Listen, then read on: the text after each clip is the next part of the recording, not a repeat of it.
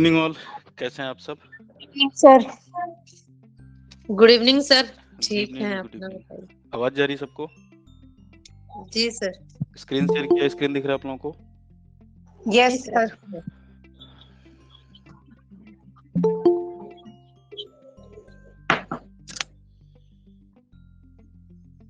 ठीक है, तो आज का जो सेशन है पीएचडी सिनॉप्सिस या रूपरेखा कैसे तैयार करें। तो आप में से बहुत सारे स्टूडेंट्स के मेरे पास कॉल और मैसेज आ रहे थे कि सर सिनॉप्सिस को लेकर के एक क्लास हो जाए, तो मैंने कहा ठीक है। तो हम लोग ऐसा करेंगे कि कोशिश करेंगे कि हर संडे को या जिस दिन गैजेटेड हॉलीडे वगैरह होता है उस दिन इस तरह के कुछ सेशंस रखा जाए, जिससे पेपर 1 की क्लास तो चल ही रही है, लेकिन उसके साथ ही उसके एडिशनल आपको और भी चीज़ों के बारे में जानकारी मिले, जिससे टीचिंग और रिसर्च को लेकर के जितनी भी रिक्वायरमेंट्स है वो आप लोगों की पूरी हो सके। तो इसके अलावा इस बार तो हम पीएचडी सिनॉप्सिस पे बात करेंगे, लेकिन इसके अलावा अगर आप लोग किसी और टॉपिक पे भी चाहते हैं कि हम लोग चर्चा करें, बातचीत करें, तो आप अपने सुझाव नंबर बताइए, उस पे आप भेज सकते हैं। तो फिर हम कोशिश करेंगे कि उस पे एक वीडियो बनाएं, या जो भी समझ है, जो भी जानकारी है, वो आप लोगों के साथ साझा किया जाए। ठीक है, तो सभी लोगों तक आवाज जा रही है मेरी क्लियर? शुरू करें सेशन? जी ठीक है, सर। ठीक है। Yes sir. तो पीएचडी रिसर्च सिनॉप्सिस जो है, ये दो शब्दों से मिल करके बना है। सबसे पहले देखिए, सिनॉप्सिस की क्लास को लेकर के दो तरीके हो सकते हैं। एक तो नॉर्मल की जैसे फॉर्मेट होता है कि सिनॉप्सिस में क्या क्या आता है, पहले आपको कंटेंट पेज होना चाहिए, फिर रिसर्च प्रॉब्लम क्या है, रिसर्च टॉपिक क्या है, ये मैं बताऊं। लेकिन वो एक जनरल वे है, यूट्यूब पे और तमाम जो लोगों ने क्लासेस लिए हैं तो उसमें वही बताया गया है, सीधे फॉर्मेट पे बात करते हैं। लेकिन जैसा कि हमारे इस क्लास का अप्रोच रहा है कि हम बेसिक कॉन्सेप्ट से चीज़ों को शुरू करते हैं, और बेसिक कंसेप्ट का मतलब यही कि हमें सिनॉप्सिस की ज़रूरत क्यों है, सिनॉप्सिस क्या होता है, रिसर्च प्रारूप क्या होता है, रिसर्च फॉर्मेट क्या होता है, रिसर्च प्रपोजल क्या होता है, रिसर्च एब्स्ट्रैक्ट क्या होता है, ताकि हम समझ पाएं कि हमें इसको किस रूप में बनाना है। तो रिसर्च सिनॉप्सिस को क्या बोलते हैं? रूपरेखा। ठीक है, रूपरेखा सर। हाँ। और क्या बोलते हैं इसको? प्रपोजल बोल सकते हैं, शोध प्रस्ताव भी बोलते हैं इसको, कि पीएचडी शोध प्रस्ताव। ठीक है, तो इसको लेकर के अप्रोच होगा कि रिसर्च को लेकर के बहुत सारे स्टूडेंट में जो बेसिक अंडरस्टैंडिंग होनी चाहिए वो उस तरह से नहीं है जो होनी चाहिए। उसके पीछे बड़ा कारण वही है कि ग्रेजुएशन और पोस्ट ग्रेजुएशन में जिस तरह की पढ़ाई हुई है, तो उसमें इतना डिटेल में नहीं बताया जाता कि पीएचडी जब आप करने जाते हैं और पीएचडी से पहले जब आपका वाइवा होता है, जिसमें रिसर्च कमेटी बैठती है और उसमें आप एक विषय लेकर के जाते हैं और विषय से रिलेटेड टॉपिक लेकर के जाते हैं, तो उस टॉपिक की तैयारी कैसे करें, सिनॉप्सिस कैसे बनाएं, ये बहुत अहम सवाल होते हैं रिसर्च एस्पिरेंट्स के सामने, क्योंकि उनको इससे पहले डिटेल में नहीं पता होता है। तो फिर वो सीनियर्स के पास जाते हैं, किसी जो बनाया हुआ होता है उसको लेते हैं, और मोस्टली लोग इसमें कॉपी पेस्ट करते हैं कि ये बना हुआ है, इसमें क्या लिखें, तो कुछ भी जो सोच से रिलेटेड है वो लिख देते हैं। ऐसा कहा जाता है कि अगर आप ठीक तरीके से सिनॉप्सिस बना लें तो 50% जो रिसर्च है आपका वो ही कंप्लीट हो जाता है। ठीक है, तो कोई भी चीज ठीक तरीके से कैसे किया जाए, उस चीज को करने से पहले आपको पता होना चाहिए कि उसकी बेसिक रिक्वायरमेंट क्या है, तभी आप वो चीज ठीक तरीके से कर पाएंगे। तो रिसर्च सिनॉप्सिस में रिसर्च का मतलब क्या होता है और सिनॉप्सिस का मतलब क्या होता है, आज की क्लास में इस पे हम डिटेल में चर्चा करेंगे। क्या क्या चर्चा करेंगे? सबसे पहले तो यही कि हमें इसकी जरूरत क्यों है, वाई वी नीड दिस, क्यों। ठीक है, क्यों रिसर्च सिनॉप्सिस चाहिए। दूसरा, क्या होता है ये, व्हाट इज सिनॉप्सिस। और इससे मिलते जुलते जो वर्ड्स हैं, जैसे प्रपोजल क्या होता है, एब्स्ट्रैक्ट क्या होता है, क्या अंतर होता है इसमें, ये नहीं पता होता हमें, बस शब्दों को यूज करते हैं लेकिन उस अंतर को नहीं समझ पाते हैं, तो उसको भी हम लोग समझेंगे। और फिर अंतिम में हम लोग देखेंगे कि जो फॉर्मेट होता है सिनॉप्सिस बनाने का, तो एक यूनिवर्सल फॉर्मेट पे बात करेंगे। दो फॉर्मेट में बताऊंगा आप लोगों को आज, एक जो हिंदी में बनाते हैं रिसर्च सिनॉप्सिस का और एक इंग्लिश में जो बनाते हैं। तो आज की क्लास में आपका सब्जेक्ट जो भी हो, हिंदी लिटरेचर हो, इंग्लिश लिटरेचर हो, एडुकेशन हो, फिलोसॉफी हो, साइकोलॉजी हो, ज्योग्राफी, हिस्ट्री, व्हाटएवर, तो उससे सारे रिलेटेड से हम समझेंगे। इस बात को हम समझेंगे कि जो शीर्ष विश्वविद्यालय है रिसर्च के, जैसे Jawaharlal Nehru university, Delhi university, Patna university, Allahabad university, BHUs, तो वहाँ किस तरह के सिनॉप्सिस की जरूरत होती है, और एक जो स्टूडेंट पीएचडी में रिसर्च करने जा रहा है, तो रिसर्च को लेकर के, रिसर्च टॉपिक को लेकर के क्या क्या अंडरस्टैंडिंग की रिक्वायर्ड होती है, जिससे वो क्वालिफाई कर पाए, जिससे उसका पीएचडी में एडमिशन हो पाए। ठीक है, तो आप लोग तैयार हैं आगे के सेशन के लिए? जी सर। ठीक है जी सर। तो यस सर। रिसर्च वाला पार्ट, जैसे टीचिंग एप्टीट्यूड का यूनिट 2 है रिसर्च एप्टीट्यूड। तो रिसर्च एप्टीट्यूड में मैंने आपको बताया था कि पेपर 1 की जरूरत क्यों पड़ी। पेपर 1 की जरूरत इसलिए पड़ी क्योंकि नेट जेआरएफ क्वालिफाई करने के बाद आप सभी लोग क्या बनेंगे, या तो टीचर बनेंगे, असिस्टेंट प्रोफेसर बनेंगे, या तो पीएचडी रिसर्च स्कॉलर बनेंगे। तो पीएचडी रिसर्च स्कॉलर बनने के लिए क्या आपके अंदर रिसर्च से रिलेटेड एप्टीट्यूड है? एप्टीट्यूड का मतलब कि क्या आप रिसर्च में रिसर्च करने के लिए जो भी योग्यता आपके अंदर होनी चाहिए, वो सारी चीजें है कि नहीं है? क्यों? क्योंकि रिसर्च जो होता है it's a time taking process. PhD research में आपको 5 साल लगते हैं, एमफिल में 2 साल 1.5 साल तकरीबन लगते थे, अब तो एमफिल बंद कर दिया गया है, कुछ पर्टिकुलर डोमेन्स को छोड़ के लगभग बंद कर दिया गया है। तो 5 साल तक करना है, पूरी एक थीसिस लिखनी है आपको, 300 से लेके 400 पेज, 250 पेज, कुछ लोग 500 पेज का भी लिखते हैं। तो it's a time taking process, और अगर आपकी उसमें इंटरेस्ट नहीं होगा, अगर आपको उसमें समझ नहीं होगी, तो फिर आप क्या करेंगे? आप रिसर्च करेंगे कि ड्रॉप कर जाएंगे, ड्रॉप आउट कर जाएंगे। बहुत सारे लोग अपने थीसिस किसी और से लिखवाते हैं, बहुत सारे लोग बीच में रिसर्च छोड़ देते हैं। ठीक है, तो इसलिए एप्टीट्यूड टेस्ट के अंतर्गत इस बात की जांच की जाती है कि आपके अंदर रिसर्च से रिलेटेड योग्यताएं हैं कि नहीं है।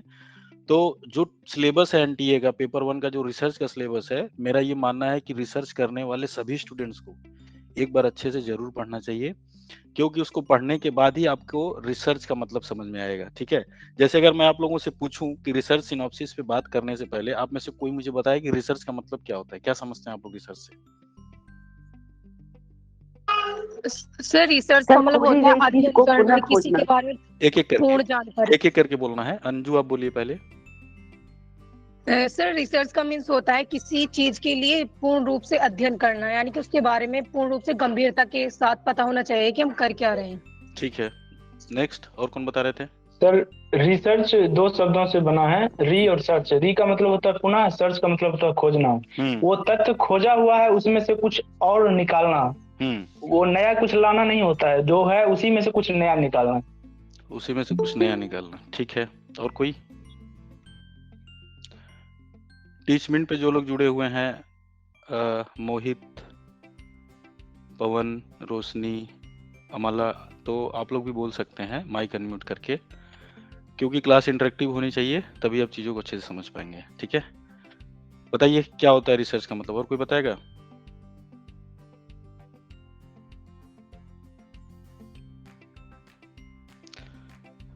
रिसर्च 2 शब्दों से मिलकर बना है, जैसा कि रामगणित ने बनाया, री और सर्च।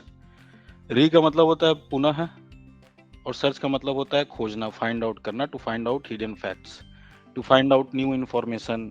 ठीक है, आपके कुछ सवाल हैं, उस सवालों के क्या जवाब होंगे, वो होता है, जिसको बोलते हैं खोजना।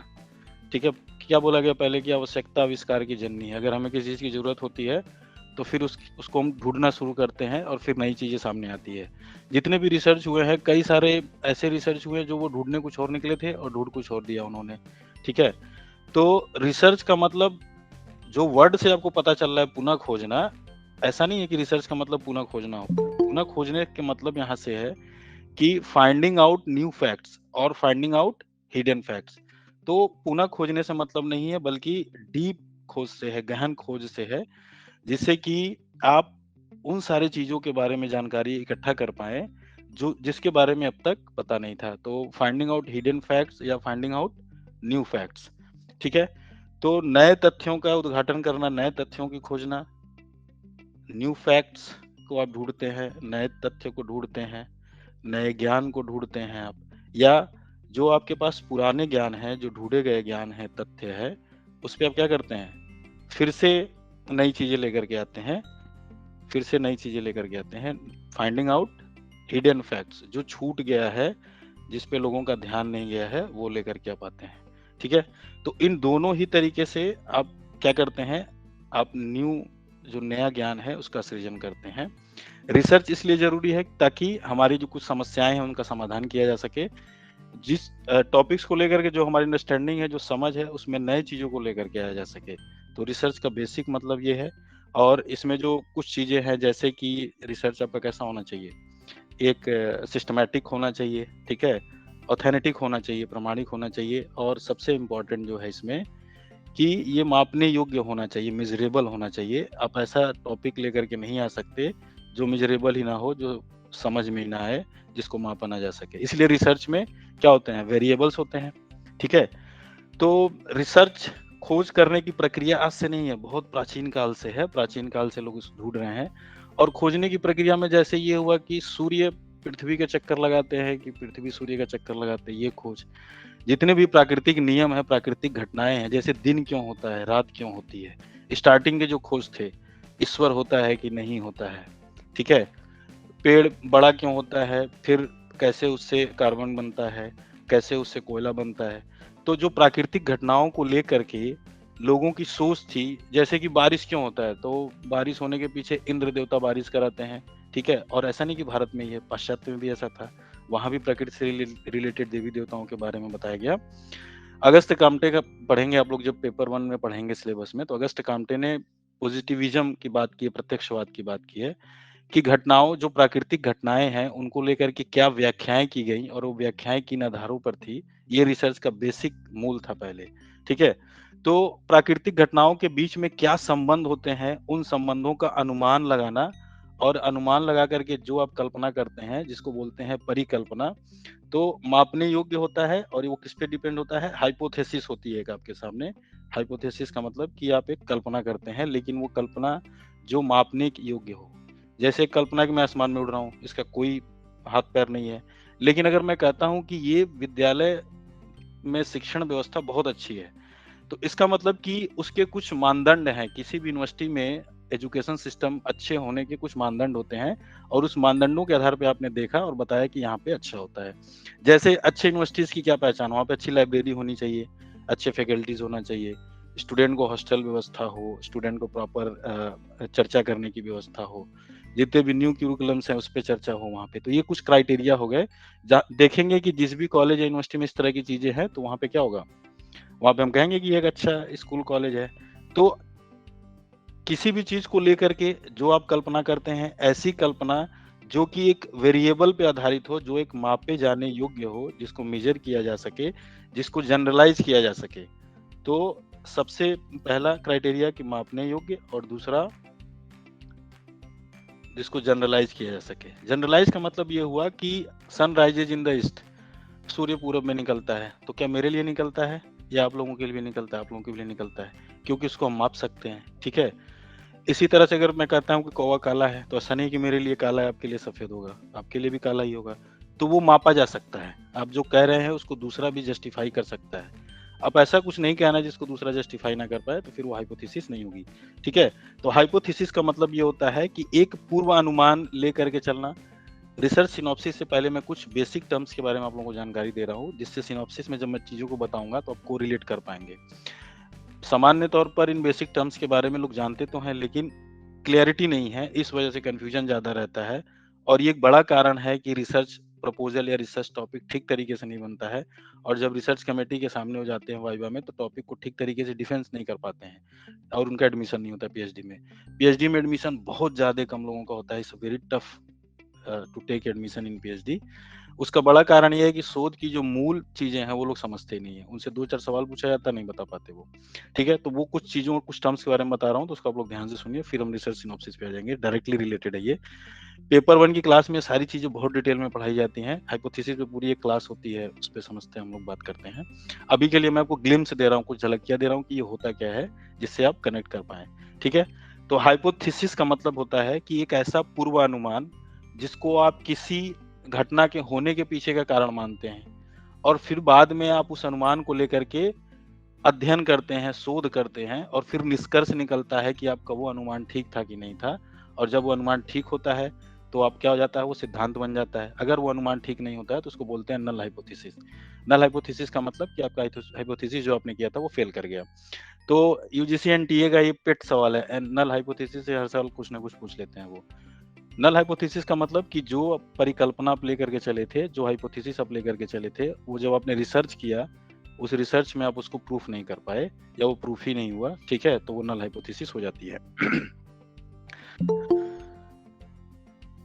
तो इसके बाद जो स्टेप्स ऑफ रिसर्च है जो आता है, इसमें स्टेप्स ऑफ रिसर्च को समझना होगा। हमने क्या समझा, रिसर्च क्या होता है? रिसर्च में हाइपोथेसिस होती है, रिसर्च में एक सवाल लेकर के चलते हैं। खोज हम तब करते हैं जब हमारे सामने कुछ सवाल हो, कुछ जिज्ञासा हो, कुछ हम ढूंढना चाहते हो, और हमारे सामने जो सवाल है उस सवाल का क्या हल होगा इसकी तरफ हम बढ़ते हैं, और उस हल के क्रम में हम अनुमान लगाते हैं कि इसका अनुमान ये इसका हल ये हो सकता है, उसको हाइपोथेसिस बोलते हैं। ये अनुमान हवा में नहीं होता है, बल्कि कुछ मापने योग्य मेजरेबल क्राइटेरिया, कुछ मानदंडों पे आधारित होता है, ठीक है। और फिर इस अनुमान को लेकर के हम क्या करते हैं, रिसर्च करना शुरू करते हैं, उससे रिलेटेड किताबों को पढ़ते हैं, उससे रिलेटेड आर्टिकल्स को पढ़ते हैं, ठीक है। और फिर उसमें एक रिसर्च डिजाइन बनाते हैं, और एक रिसर्च मेथड फॉलो करते हुए हम क्या करते हैं, देखते हैं कि जो हाइपोथेसिस हम लेकर के चले थे वो जस्टिफाई हुआ कि नहीं हुआ।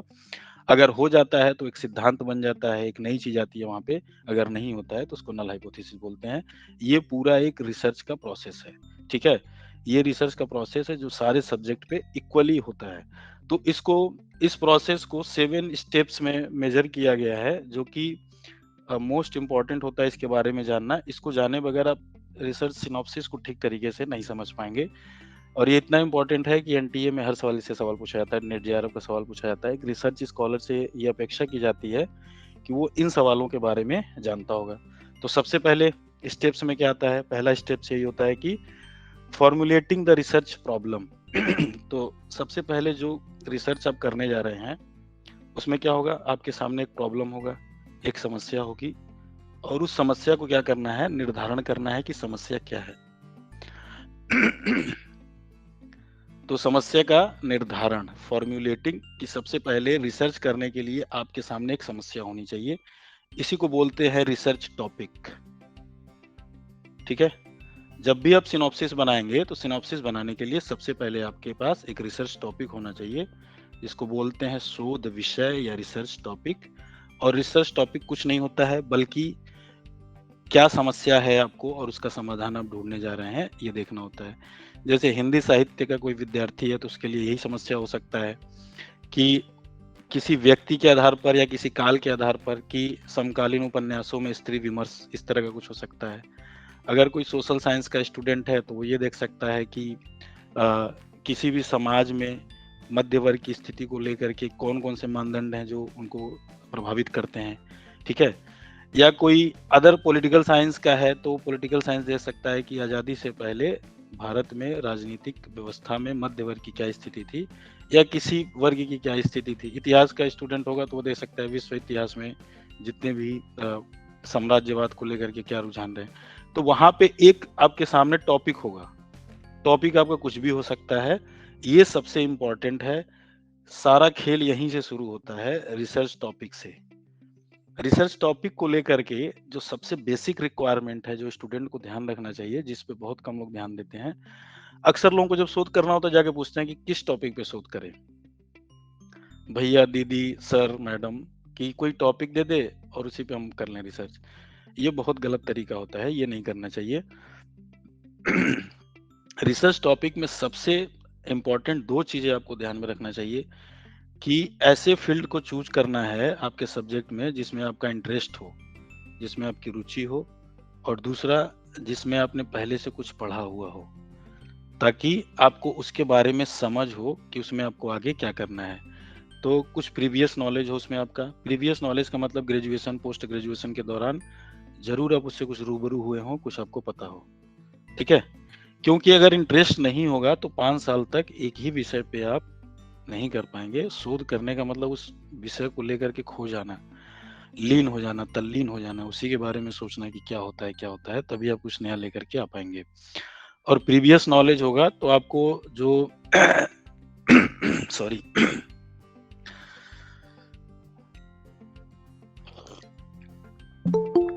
तो लिटरेचर को रिव्यू करने में आपको आसानी होगी, प्रीवियस नॉलेज होगा तो आपको बहुत सारी चीजों के बारे में जानकारी होगी। ऐसा टॉपिक नहीं ले लेना है जिसमें कंटेंट कम हो, ठीक है, फिर आपको बहुत सारी दिक्कत आएगी उसमें।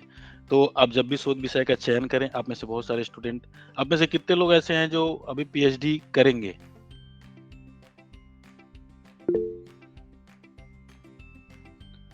नेहा ऊपर देख, आप कितने लोग ऐसे हैं जो पीएचडी कर रहे हैं अभी?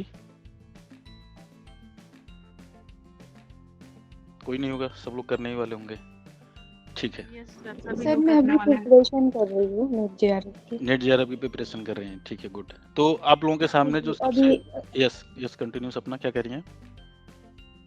जी सर, अभी मेरा पीजी कंप्लीट हो गया, अभी फिलहाल प्रिपरेशन कर रही हूँ, उसके बाद मैं हिंदी से हूँ सर।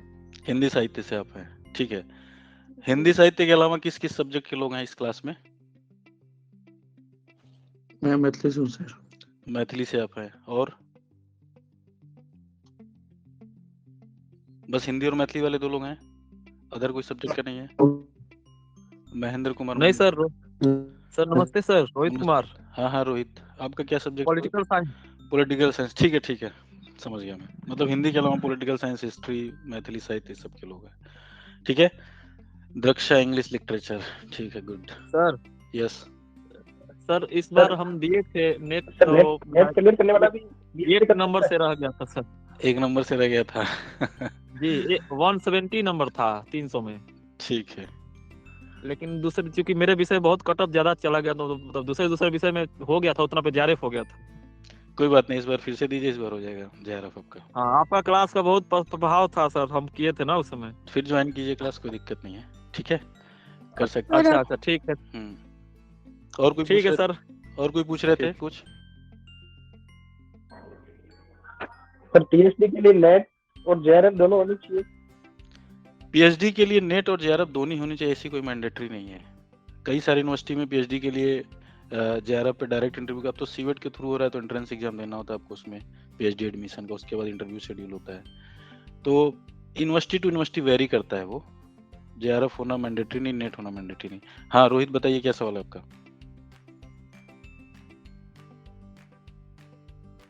हाँ सर। सर कुछ नहीं, बस वो जैसे कि उस समय पढ़ाए थे ना, तो जैसे कि हम लोग का पेपर 1 में इस बार 26 क्वेश्चन सही था। गुड, लेकिन और होना चाहिए था, प्रैक्टिस कम किया था आप लोगों ने। 30 कम से कम 28 तो होना ही चाहिए था, 28-29 क्वेश्चन सही। जैसे मार्क्स देखे तो सर अलग सब्जेक्ट का बहुत, जैसे कि हिंदी में 144 की 45 पे गया था कट ऑफ नेट का, हम लोग का 170 था, फिर भी नहीं हो पाया। तो लेकिन इस बार कोशिश करेंगे जेआरएफ तक के लिए। बिल्कुल हो जाएगा, जेआरएफ हो जाएगा। सर मेरे 24 थे ठीक है। इस बार मेरे पास थोड़ा सा समय ज्यादा है, तो इस बार, और वेबसाइट भी बन गई है, बाकी सारी चीजें भी आ गई हैं, तो इस बार लग के करेंगे हम लोग। ये अब तक का जितने भी बैच हुए हैं उसमें से सबसे शानदार बैच होने वाला है ये, क्योंकि अब तक मेरे पास थोड़ा सा समय कम रहता था, मैं कम समय दे पाता था, लेकिन अभी मेरे पास समय ठीक ठाक है। तो अब हम लोग जो कर रहे हैं बहुत सिस्टमेटिक वे में कर रहे हैं, और उसका रिजल्ट आएगा आप लोगों के सामने बहुत जल्दी। सपना क्या कह रही हैं आप? सर मैं ये पूछ रही थी कि आपका कोई पेड बैच है क्या सर? हाँ मेरा पेड बैच ही है, पेड बैच चल रहा है। मेरा नंबर है आपका पोस्टर में होगा, उसमें आप उसमें करिएगा तो आपको कर देंगे, डिटेल भेज देंगे, ठीक है। जो पोस्टर्स आपके पास गया होगा उसमें 9810 करके नंबर होगा, मेरा ही नंबर है वो, तो वो ज्वाइन कर सकते हैं आप लोग, ओके, क्लास कर सकते हैं। ओके सर, थैंक मैं कोशिश करूंगा कि हर संडे कुछ नए टॉपिक पे बात करूं जो रिसर्च और टीचिंग से रिलेटेड हो। एनटीए का पेपर तो है ही है, वो तो चलेगा ही, ठीक है, उसमें कोई दिक्कत नहीं है। उसके अलावा रिसर्च, जैसे मैं सोच रहा हूँ अगला पूरा एक क्लास लूं कि रिसर्च टॉपिक कैसे चूज करें, और चूज करते समय किन चीजों का ध्यान रखें, क्योंकि जो चीजें मैं अभी आपको बता रहा हूँ ये डिटेल एक्सप्लेनेशन मांगते हैं। अभी मैं बहुत जल्दी में बता रहा हूँ चीजों को, क्योंकि हमारे पास अभी आधे घंटे निकल गए, आधे घंटे और बचे हैं, ठीक है। तो 1 घंटे के बाद आप लोग भी थक जाएंगे, क्लास नहीं कर पाएंगे, क्योंकि आदत नहीं इतनी लंबी क्लास करने की। मेरी क्लास नॉर्मली 1-1.5 घंटे से ज्यादा की होती है, क्योंकि बेसिक से जाएंगे तो समझने में समय तो लगेगा ही। अब मैं चाहता तो सीधे रिसर्च सिनॉप्सिस पे ही आता और बताता ये होता है, ये होता है, ये होता है, उसमें ये आता है, ये आता है, ये आता है, नॉर्मली जो बताए गए हैं। लेकिन रिसर्च सिनॉप्सिस को बनाने से पहले जो चीजें आपके दिमाग में होनी चाहिए, जब तक वो आपके माइंड में नहीं होगा आपका सिनॉप्सिस बनेगा ही नहीं। अब सिनॉप्सिस लिखने बैठेंगे, सोचेंगे क्या लिखें, इसमें समझ में नहीं आ रहा है, क्यों नहीं समझ में आ रहा है? क्योंकि आपका बेसिक ही नहीं क्लियर है कि आप सिनॉप्सिस बना क्यों रहे हैं।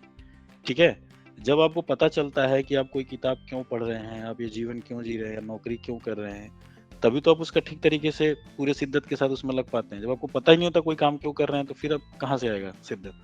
और दिक्कत मोस्टली यही है, मोस्टली दिक्कत यही है कि लोग ऐवी किए जा रहे हैं चीजों को, उन्हें पता ही नहीं कि वो क्यों कर रहे हैं। ठीक है, तो खैर आगे बढ़ते हैं।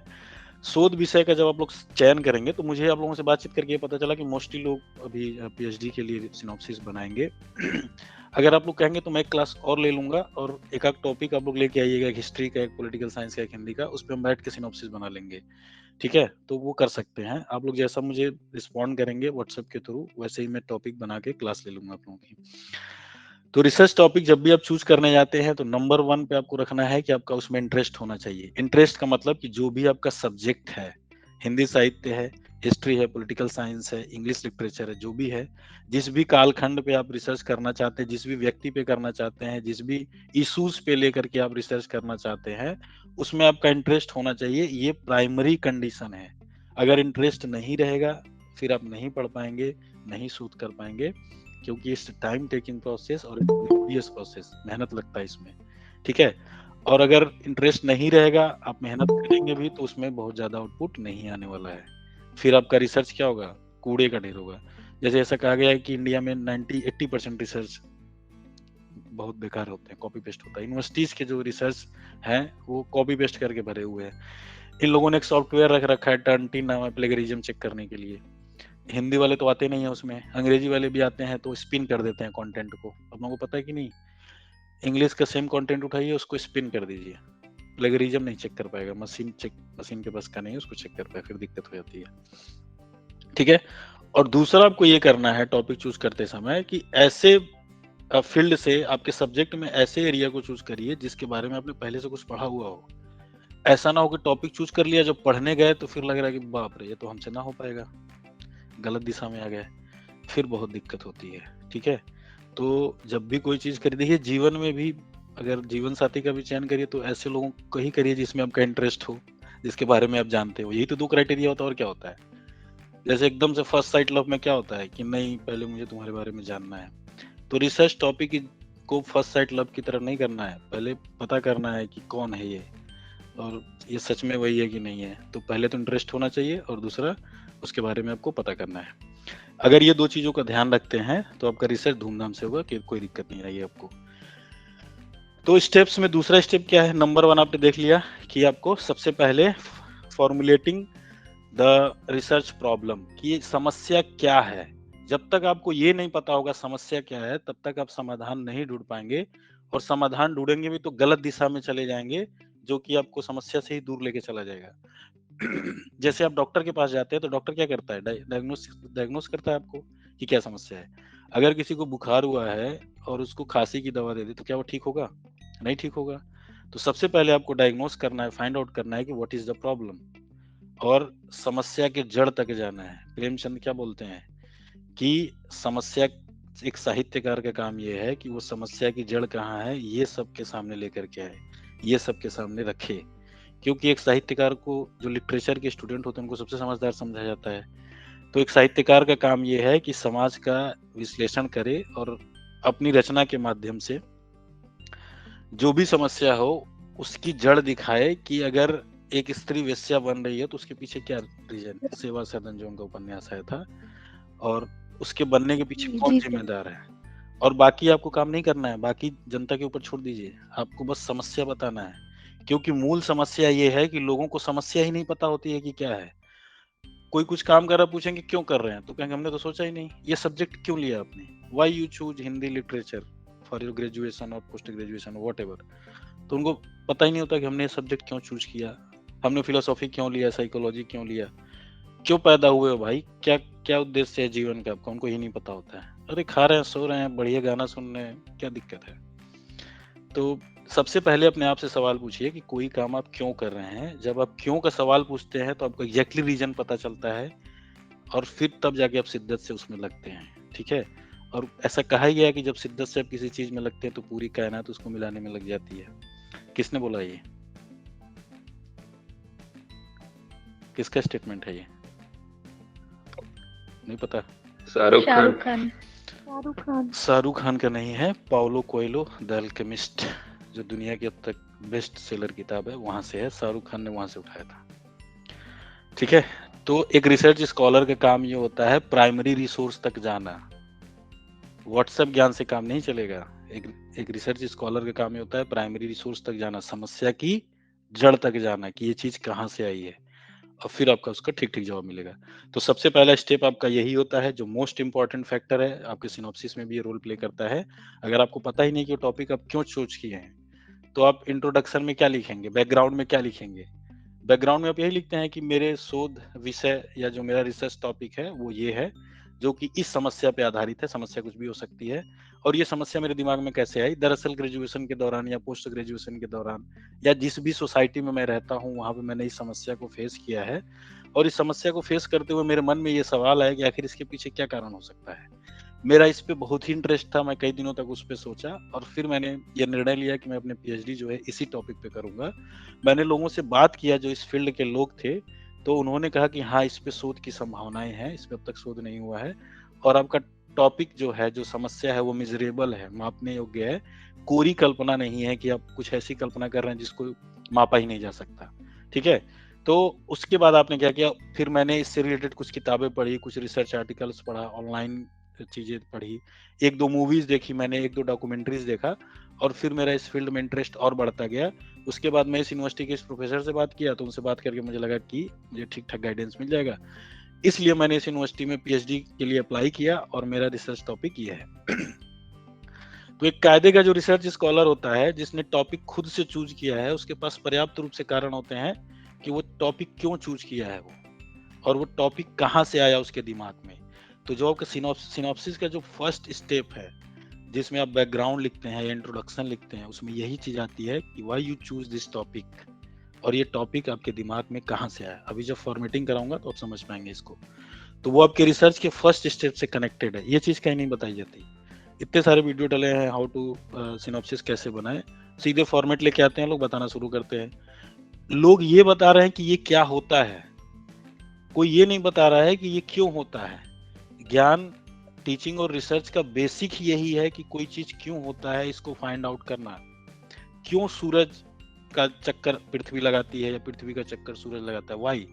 जब ये आप फाइंड आउट करते हैं, न्यूटन जब पेड़ के नीचे बैठे हुए थे, तो उन्होंने क्यों सवाल पूछा कि पेड़ से सेब नीचे क्यों गिरा, दाएं बाएं क्यों नहीं चला गया, लेफ्ट राइट क्यों नहीं चला गया, गिरते ऊपर क्यों नहीं चला गया। जब उन्होंने क्यों का सवाल पूछा और फिर उस क्यों का सवाल का जवाब निकालने के लिए पहुंचे, तो उन्होंने गुरुत्वाकर्षण का नियम, लॉ ऑफ ग्रेविटी को, ये रिसर्च है।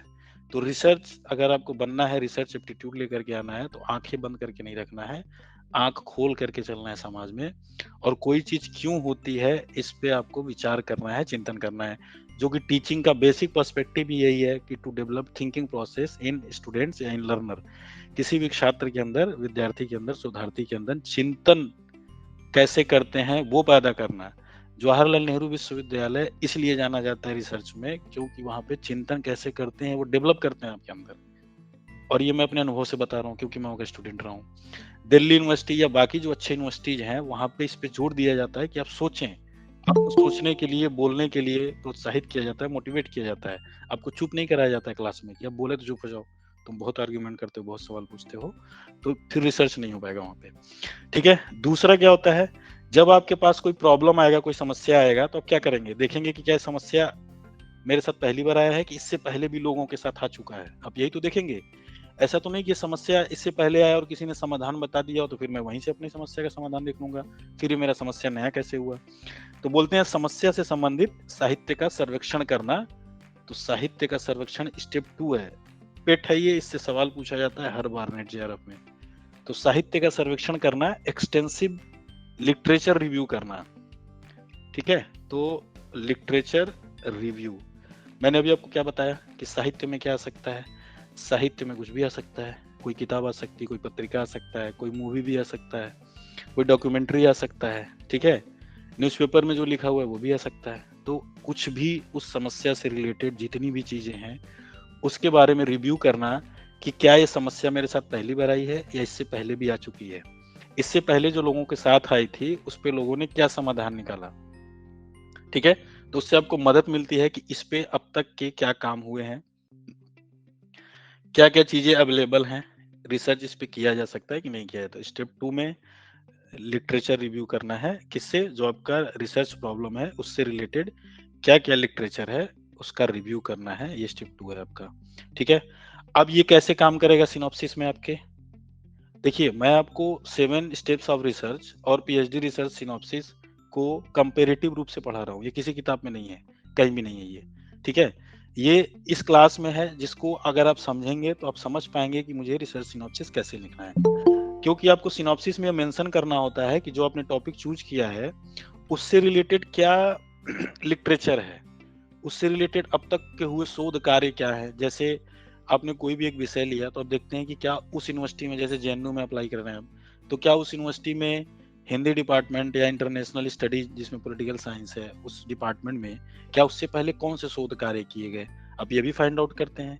और उन शोध कार्यों को आप पढ़ते हैं जाकर के, पहले पढ़ने के बाद आपको पता चलता है कि अच्छा इन्होंने टॉपिक तो वही रखा है लेकिन इनका फील्ड दूसरा है, मेरा फील्ड अलग है। अब जब आप इंटरव्यू देने जाएंगे पीएचडी के लिए और आपसे रिसर्च कमेटी में बैठे लोग पूछेंगे कि आपने ये टॉपिक चूज किया है, क्या इससे पहले भी इस पे शोध कार्य हुए हैं, तो जब आप पढ़े रहेंगे तो आप बताएंगे कि हाँ सर इस पे शोध कार्य हुए हैं, ये शोध हुए हैं इस पे, तो कहेंगे ठीक है जब ये शोध हुआ है तो आप फिर शोध क्यों कर रहे हैं, क्या मतलब है आपके शोध करने का, why are you wasting your time and money, क्यों, क्योंकि आप समय बर्बाद कर रहे हैं, सरकार आपको जियारत देगा उसके लिए। तो एक ऐसे टॉपिक पे एक ऐसी समस्या का समाधान आप क्यों ढूंढेंगे जिसपे पहले ही समाधान ढूंढा जा चुका है।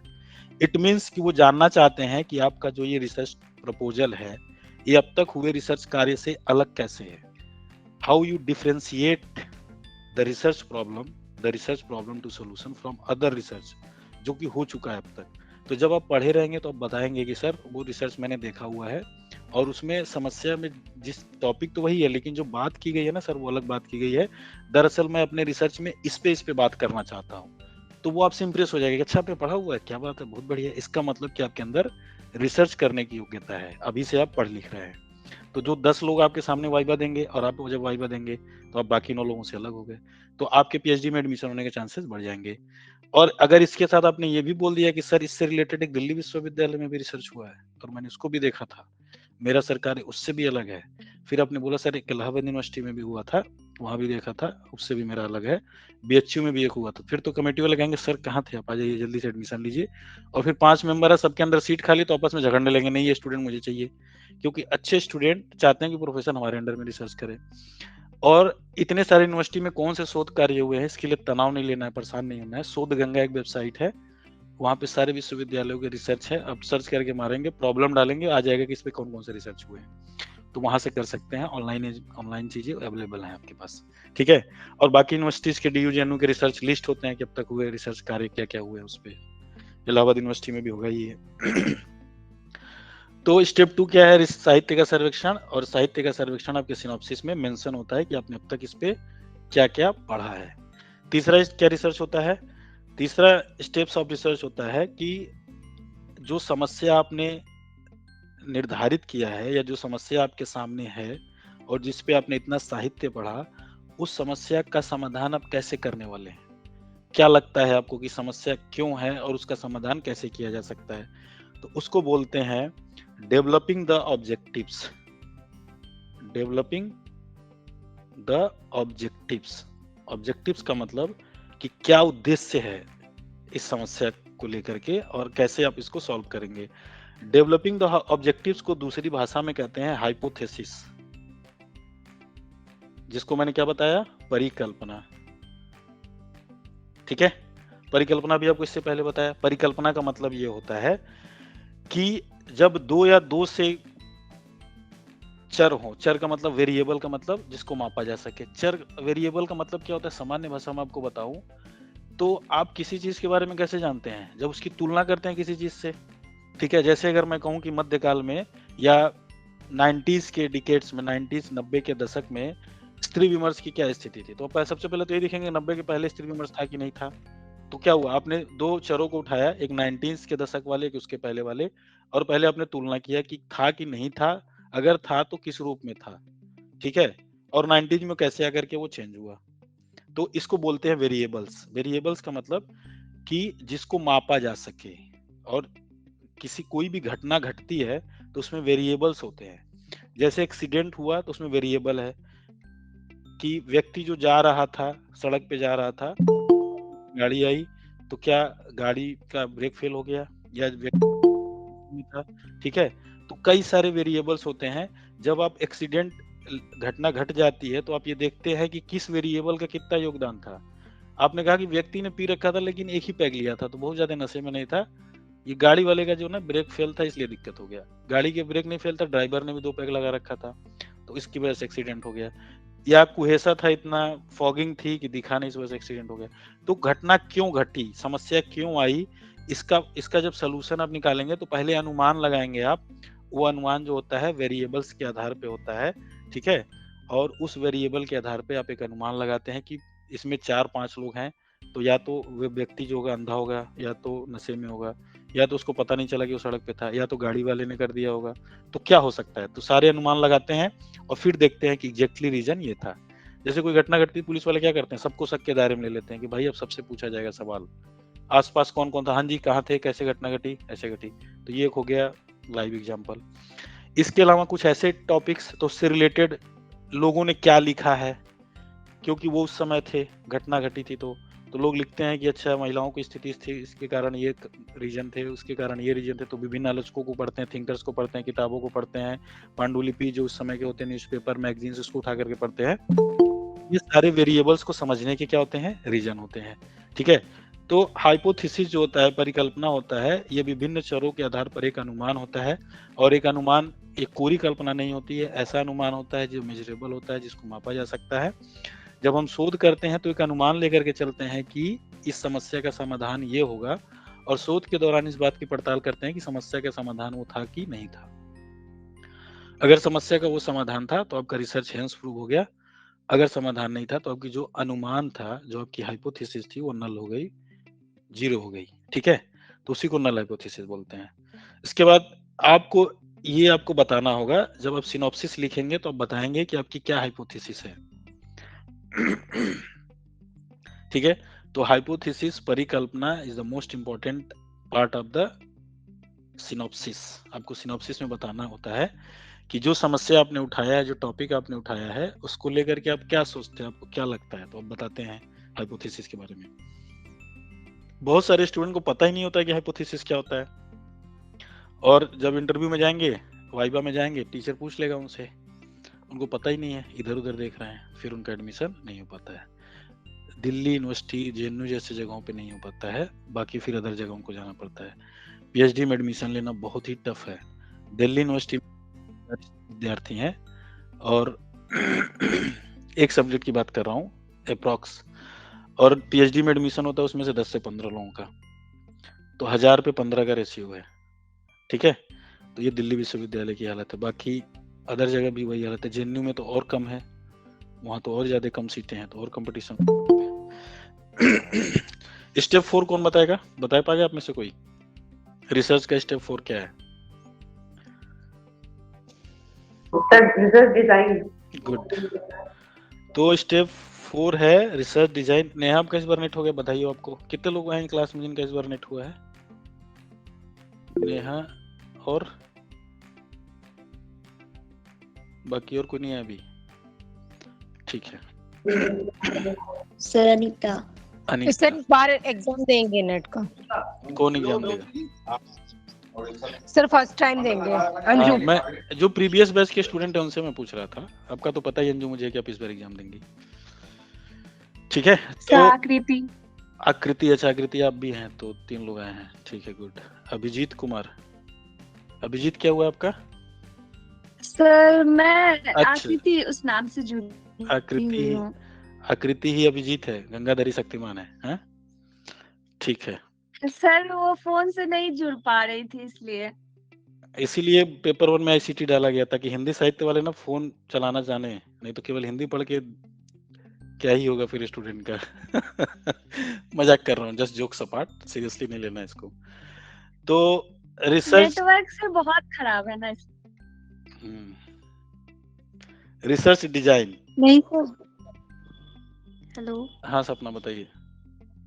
नहीं सर, बिल्कुल सही बोला है आपने, टेक्नोलॉजी बहुत जरूरी है हिंदी साहित्य वालों के लिए भी। तो इसीलिए तो मैं कहता हूँ पेपर 1 का जो सिलेबस है एकदम शानदार सिलेबस है, सबको पता होना चाहिए, चाहे कोई भी सब्जेक्ट हो, क्योंकि सिर्फ विषय के बारे में जानकारी लेकर के आप एक अच्छे टीचर नहीं बन पाएंगे जब तक कि आपको बाकी चीजों के बारे में जानकारी ना हो।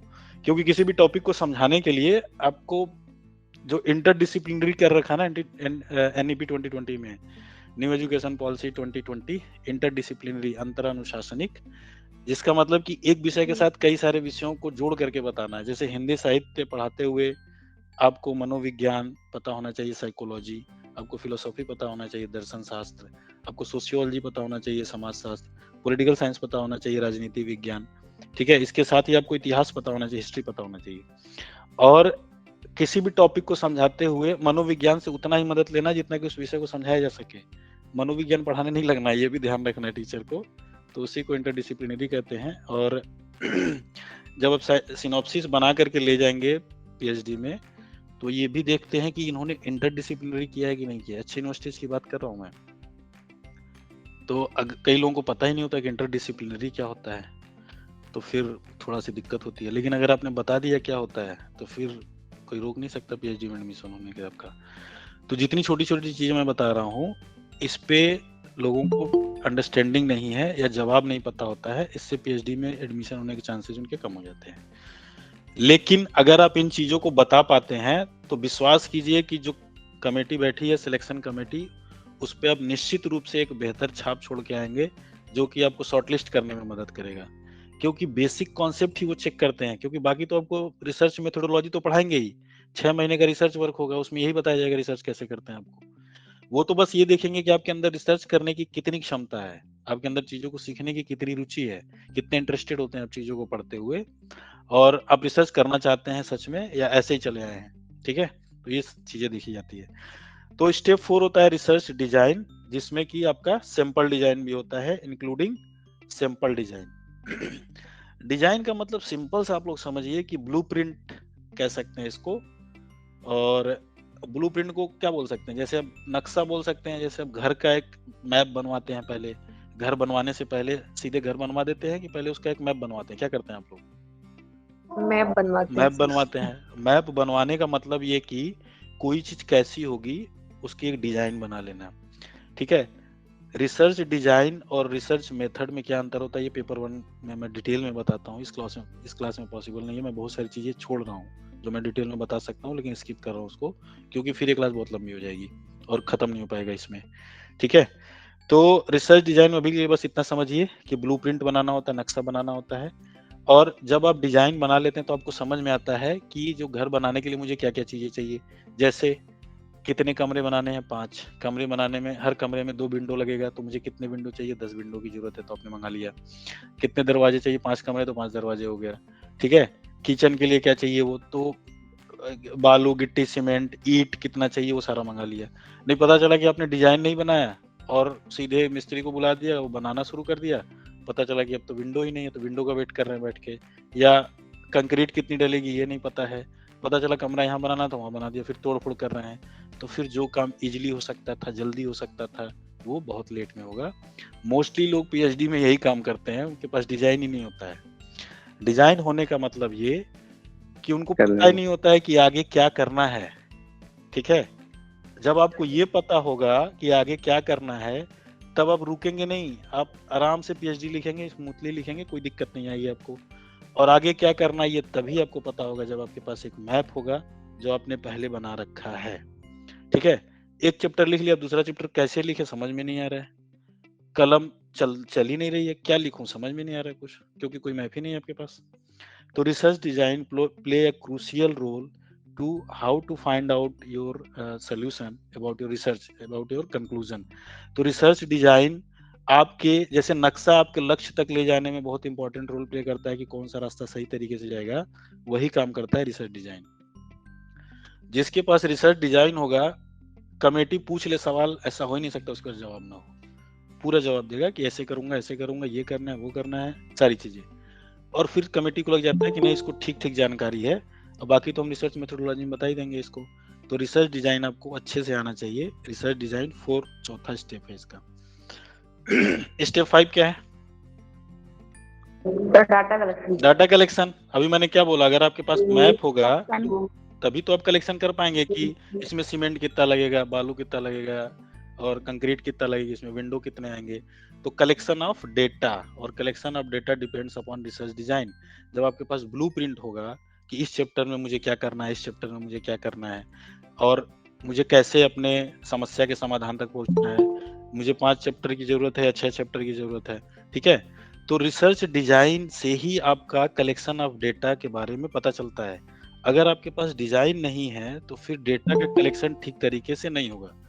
और पीएचडी रिसर्च में अक्सर ये सामने आता है कि लोग चैप्टर लिखने बैठ जाते हैं, उनके पास पता ही नहीं चलती कि कौन कौन सी किताबें इससे रिलेटेड उनको पढ़ना चाहिए।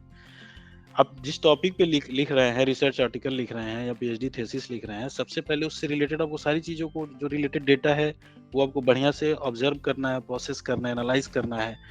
उसके बाद ही आप अच्छे से लिख पाएंगे, क्योंकि किसी भी टॉपिक के जितने भी डायमेंशंस हैं उसको आप कवर कर पाएंगे जब आपको ये पता चलेगा कि इस टॉपिक में कितने डायमेंशन से सोचा गया है।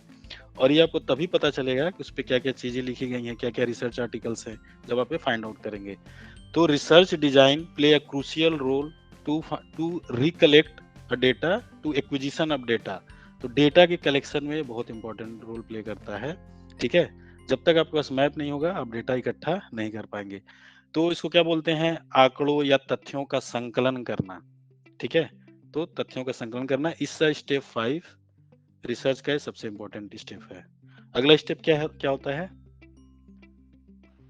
डाटा का विश्लेषण। डाटा का विश्लेषण करना। जब आप डेटा कलेक्ट कर लेंगे तो क्या करेंगे, उसको प्रोसेस करेंगे, प्रोसेस और क्या करेंगे, एनालिसिस करेंगे, ठीक है।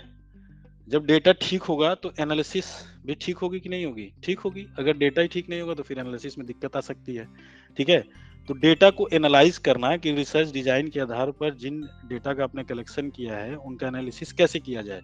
और डेटा को एनालिसिस करने के क्रम में ही आप ये देखते हैं कि जो हाइपोथेसिस आप लेकर के चले थे वो हाइपोथेसिस ठीक है कि नहीं, ठीक है।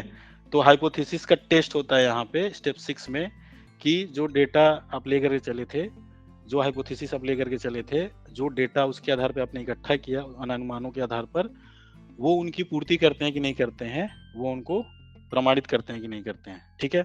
दूसरा इसमें क्या होगा, अगर हाइपोथेसिस आपकी साबित हो गई, जो परिकल्पना आप लेकर के चले थे चीजें वैसी ही मिली, तो फिर क्या होगा, उसका जनरलाइजेशन होगा।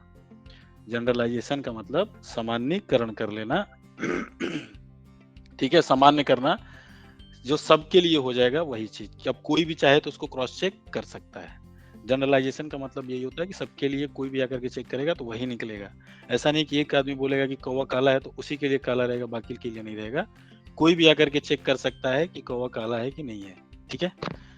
और क्या होता है, और फिर आप इसकी व्याख्या करते हैं, ठीक है। अगर आपका हाइपोथेसिस डेटा कलेक्शन के आधार पे, जब आपने डेटा का एनालिसिस किया और हाइपोथेसिस नहीं आया सही, तो जो अनुमान आप लेकर के रिसर्च में निकले थे वो गलत हो गया, तो फिर क्या होगा, वो नल हाइपोथेसिस हो जाएगा, ठीक है। तो नल हाइपोथेसिस मतलब कि आप जो परिकल्पना लेकर के चले थे वो फेल कर गई, 0, ठीक है। और इसके बाद लास्ट और फाइनल स्टेप है रिसर्च का, क्या है, कौन बताएगा? Reporting sir. रिपोर्ट बनाना, ठीक है।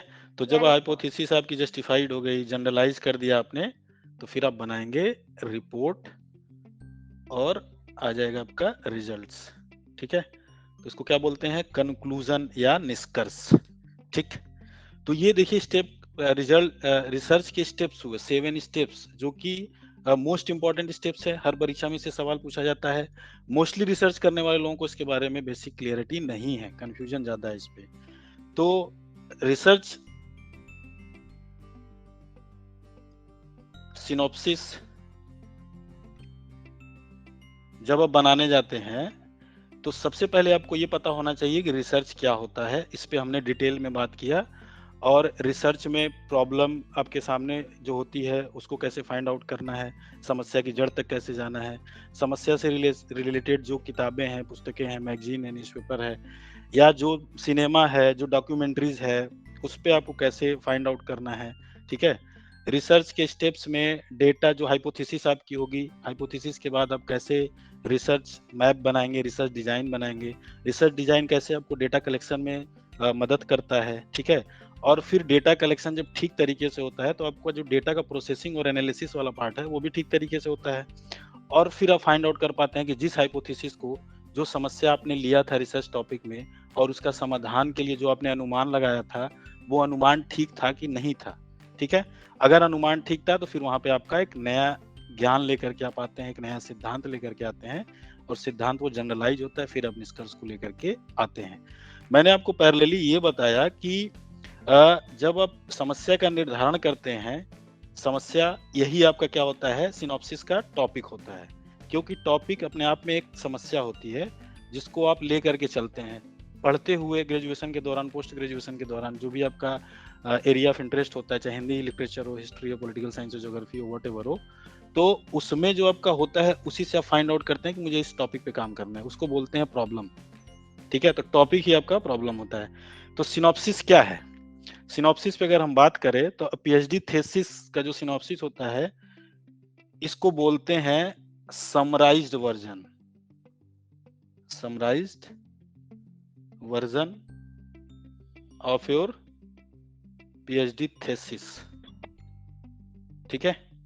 Summarised version of your PhD thesis. Synopsis आपके जो पीएचडी शोध प्रबंध लिखने वाले हैं उसका क्या है, उसका एक तरह से सार है। तो जब हम समरी की बात करते हैं तो एब्स्ट्रैक्ट भी आता है, एक शब्द आता है, तो ये आपके शोध प्रबंध का सार है, लेकिन एब्स्ट्रैक्ट नहीं है। ये एब्स्ट्रैक्ट का मतलब होता है कि शोध सार, ठीक है। तो आपको तीन चीजों को समझना होगा इसके साथ ही। देखिए, अगर मैं आपको क्लियर तरीके से समझाऊं तो आपका हो गया पीएचडी थीसिस। पीएचडी थीसिस का मतलब पीएचडी शोध प्रबंध, पीएचडी शोध प्रबंध, ठीक है। तो पीएचडी थीसिस लिखने से पहले जो लिखा जाता है उसको क्या बोलते हैं, सिनॉप्सिस, ठीक है। Synopsis is more than abstract. Synopsis जो होता है वो किसी पीएचडी के शोध सार से ज्यादा इंपॉर्टेंट होता है। सिनॉप्सिस में शोध सार भी आ सकता है। पीएचडी थीसिस के बाद जो लिखा जाता है उसको बोलते हैं एब्स्ट्रैक्ट, ठीक है, जो कि शोध सार भी कहा जाता है, समरी कहा जाता है उसका। तो सबसे पहले आपको ध्यान रखना है कि सिनॉप्सिस और एब्स्ट्रैक्ट में क्या अंतर होता है, सिनॉप्सिस और रिसर्च प्रपोजल में क्या अंतर होता है। तो सिनॉप्सिस और रिसर्च प्रपोजल लगभग एक ही है। सिनॉप्सिस को रिसर्च प्रपोजल के रूप में जानते हैं। प्रपोजल का मतलब इसमें बस इतना ही जानना है कि जो रिसर्चर है वो रिसर्च कमेटी के सामने किस विचार का प्रस्ताव लेकर के जा रहा है। तो शोध प्रस्ताव इसको इसलिए कहते हैं क्योंकि आप रिसर्च कमेटी के सामने एक प्रस्ताव लेकर के जा रहे हैं कि मैं इस समस्या पे काम करना चाहता हूं, तो उस सेंस में इसको रिसर्च प्रपोजल कहते हैं। सिनॉप्सिस का मतलब summary version of your complete thesis research, उसका समरी वर्जन है, लेकिन ये समरी वर्जन, इस समरी जिसको सार बोला जाता है, एब्स्ट्रैक्ट अलग होता है, क्योंकि एब्स्ट्रैक्ट जो होता है वो पीएचडी थीसिस के बाद लिखा जाता है, और जो आपका सिनॉप्सिस है ये पीएचडी थीसिस के पहले लिखा जाता है। तो सबसे बेसिक अंतर ये है। थीसिस जो होता है ये आपके एक तरह से डेवलपमेंट है, जो आप पीएचडी थीसिस लिखने जा रहे हैं उसके पूरे डेवलपमेंट प्रोसेस को लेकर के आता है। और जब सिनॉप्सिस को अप्रूव मिल जाता है, अप्रूवल मिलता है, कहाँ से मिलता है, डिपार्टमेंटल रिसर्च कमेटी से, तब जाके आपका शोध कार्य शुरू होता है, पीएचडी शोध कार्य शुरू होता है। सिनॉप्सिस में डीआरसी जो होती है, डिपार्टमेंटल रिसर्च कमेटी, इस चीज को फाइंड आउट करती है कि आप जो प्रॉब्लम को लेकर के आए हैं और उस पर जो आप रिसर्च करना चाहते हैं वो कितना ठीक है, कितना जेन्युइन है, कितना प्रमाणिक है वो, और उसको लेकर के आपके जो इन्फॉर्मेशन दिए गए हैं वो कितने ठीक है। अगर उन्हें लगता है कि आप उसको जस्टिफाई कर रहे हैं और वो ठीक है तो उसको अप्रूवल दे देते हैं, और फिर आप उस पर आपका रिसर्च शुरू हो जाता है। एब्स्ट्रैक्ट जो आपका होता है इट्स रिजल्ट सेक्शन में आता है, आपके शोध के जो परिणाम बोल सकते हैं या कंक्लूजन बोल सकते हैं उसमें आ जाता है, ठीक है। और ये फाइनल रिसर्च फाइनल होने के बाद लिखा जाता है उसका एब्स्ट्रैक्ट। तो मोस्टली स्टूडेंट को सिनेप्सिस और एब्स्ट्रैक्ट और प्रपोजल में लेकर के कंफ्यूज होते हैं। लगभग तीनों को एक ही मान के चलते हैं, लेकिन तीनों में अंतर होता है। ठीक है, अब हमें ये समझना होगा कि जो पीएचडी थीसिस का सिनॉप्सिस आप बनाते हैं उसमें क्या क्या चीजें आती हैं, उसका फॉर्मेट क्या होता है। तो अब तक हमने क्या क्या समझा? अब तक हमने ये देखा कि जो 3 पॉइंट्स हम लेकर के चले थे कि रिसर्च सिनॉप्सिस या रूपरेखा को समझने से पहले रिसर्च क्या होता है हम उसको समझेंगे। रिसर्च को समझने के साथ ही हमने स्टेप्स ऑफ रिसर्च को समझा, और स्टेप्स ऑफ रिसर्च के पैरेलल हमने ये समझा कि जो शोध के चरण होते हैं उसी के समक्ष जो सिनॉप्सिस लिखी जाती है उसमें किन किन चीजों की दरकार होती है। ठीक है, तो हमें रिसर्च क्यों करने की जरूरत है, सिनॉप्सिस क्यों करने की जरूरत है, क्यों जरूरत है? क्योंकि पीएचडी एडमिशन में आपको एक टॉपिक लेकर के जाना है। अगर मैं फॉर्मली वे में बात करूं, लेकिन इसके पीछे अगर आप जाके देखेंगे तो ग्रेजुएशन और पोस्ट ग्रेजुएशन में पढ़ते हुए जो भी आपका एरिया ऑफ इंटरेस्ट होता है वहां पे कुछ चीजों को लेकर के जो आप फील करते हैं कि ये चीजें ऐसी क्यों हैं, जो आपके मन में सवाल आते हैं जिस पे आप चिंतन करते हैं, वही सारे विषय जाकर के आपके पीएचडी में शोध के विषय बनते हैं। आपको लगता है कि इस पे मुझे और डिटेल में अध्ययन करना चाहिए और डिटेल में पढ़ना चाहिए, और फिर आप उसी को अपना पीएचडी रिसर्च टॉपिक बनाते हैं। तो इसलिए बनाते हैं इसको क्योंकि आपके सामने एक सवाल, एक समस्या है। ठीक है, और कुछ जिज्ञासा भी कह सकते हैं आपके सामने, कुछ जिज्ञासाएं आप जानना चाहते हैं कि ऐसा क्यों है, तो फिर आप उस पर क्या करते हैं, उस पर रिसर्च करना चाहते हैं। और जब आप रिसर्च करना चाहते हैं उस पर, तो सबसे पहले आपको एक सिनॉप्सिस बनानी पड़ेगी, क्योंकि किसी भी यूनिवर्सिटी में पीएचडी में एडमिशन के लिए सबसे पहले आपको डीआरसी, डिपार्टमेंटल रिसर्च कमेटी के सामने जाके एक वाइवा देना होगा। डीआरसी जब आपके सिनॉप्सिस से, पीएचडी रिसर्च प्रपोजल से सेटिस्फाइड होगी तभी अप्रूवल देगी, तभी आपका रिसर्च शुरू हो जाएगा। ठीक है, तो सिनॉप्सिस क्या होता है? सिनॉप्सिस इस पे भी हमने बात कर लिया। अब इसका फॉर्मेट क्या होता है, तीसरे पॉइंट पे बात करेंगे कि सिनॉप्सिस का फॉर्मेट क्या होता है, कैसे हमें सिनॉप्सिस बनाना चाहिए। तो क्या मैं कंटिन्यू करूं? आप तैयार हैं? थक तो नहीं गए? No sir. बाकी जनता बताए? No sir. नहीं थके आप लोग? तैयार है ना आगे के लिए? ठीक है। मेरी क्लास थोड़ी सी लंबी होती है तो क्योंकि बेसिक से समझाने में थोड़ा सा समय तो लगेगा ही। तो सिनॉप्सिस का फॉर्मेट कैसा होना चाहिए? तो सबसे पहले तो सिनॉप्सिस में आपका एक पेज होता है जो फ्रंट पेज बोलते हैं, जिसमें आप टॉपिक मेंशन करते हैं। तो आप हिंदी में क्या लिखते हैं? जैसे आप लिखेंगे कि पीएचडी उपाधि हेतु शोध प्रस्ताव। ठीक है, तो रिसर्च प्रपोजल, रिसर्च प्रपोजल और सिनॉप्सिस, तो दोनों में से कोई एक आप लिख सकते हैं, कोई दिक्कत नहीं है। सिनॉप्सिस फॉर पीएचडी थीसिस, तो ये आपका हेडिंग होता है। कवर पेज बता रहा हूँ, जो सिनॉप्सिस फॉर्मेट का कवर पेज है उसके बारे में बता रहा हूँ। उसके बाद अगर आप हिंदी साहित्य के स्टूडेंट हैं, हिंदी साहित्य आपका विषय है, तो जो आपका टॉपिक है, टॉपिक का मतलब क्या बोल सकते हैं? रिसर्च प्रॉब्लम बोल सकता हूं मैं? कोई दिक्कत आप लोगों को? तो आपका जो शोध विषय है वो लिखना है। हिंदी वाले कैसे लिखेंगे? पहले हिंदी में लिखेंगे, उसके बाद रोमन में लिखेंगे उसी को। रोमन का मतलब कि जैसे किसी का नाम शुभम है तो आपने शुभम ऐसे लिखा और फिर ऐसे लिख दिया। खैर मैंने एग्जाम्पल गलत ले लिया, शुभम के अलावा कुछ और लेते हैं। जैसे नागरिक है तो आपने हिंदी में लिखा नागरिक, और रोमन में कैसे लिखेंगे? NAGRIK, नागरिक, और फिर इसका इंग्लिश में ट्रांसलेट करेंगे, हो जाएगा सिटीजन। ठीक है, तो हिंदी वाले जो लिखते हैं उनको 3 तरह से लिखना पड़ता है, एक हिंदी में, एक रोमन में और एक इंग्लिश में। बाकी सब्जेक्ट अदर देन हिंदी उनको केवल इंग्लिश में लिखना है, ये सब लिखने की जरूरत नहीं है। जो भी आपका टॉपिक है इंग्लिश में लिखिए टॉपिक को। ठीक है, तो आप केवल इंग्लिश में लिख सकते हैं। बाकी हिंदी वालों को ये तीनों ही लिखना होता है। जो DU-JNU का जो यूनिफॉर्म फॉर्मेट है वो बता रहा हूँ आपको। इसके बाद आपको क्या करना होता है, उसके नीचे कंपल्सरी होता है कि तीनों वर्ड लिखना सिनॉप्सिस में? देखिए, हर यूनिवर्सिटी जो होती है ना कि सिनॉप्सिस कैसे देना उसका एक क्राइटेरिया निकाल के देती है। ठीक है, जैसे आप गूगल पे टाइप करेंगे कि PhD research format for DU for JNU तो आ जाएगा उनका। तो जो लिखता है कंपलसरी वहां तो लिखना पड़ेगा, और जिसने कंपलसरी नहीं लिखा है तो वहां हिंदी और अंग्रेजी लिख के चले जाइए, क्या दिक्कत है? अब समझ गए बात को? अगर कोई यूनिवर्सिटी होती है कि कंपलसरी है तो फिर आपको लिखना पड़ेगा। तो एक रिसर्च स्कॉलर होने के नाते जिस यूनिवर्सिटी में आप सिनॉप्सिस लेकर के जाने, सवाल पूछना चाहूंगी। हाँ प्रीति सर एक बताइए। सवाल पूछना चाहूंगी, बताइए सर क्या जेएनयू में शिक्षा शास्त्र में पीएचडी होती है क्या? एजुकेशन में? जी सर। एजुकेशन में मैं श्योर नहीं हूँ, मुझे देखना पड़ेगा, क्योंकि जहाँ तक मेरी जानकारी में एजुकेशन का तो कोई स्टूडेंट नहीं मिला मुझे जेएनयू में, ना मेरा कोई दोस्त है। तो मुझे पॉलिटिकल साइंस आईआर में करते हैं वो। नहीं होती सर, नहीं होती सर। ठीक है, तो मैं कंफर्म नहीं, मैं कंफर्म करके बताऊंगा। गलत सूचना देने से अच्छा मैं क्रॉस चेक कर लूं।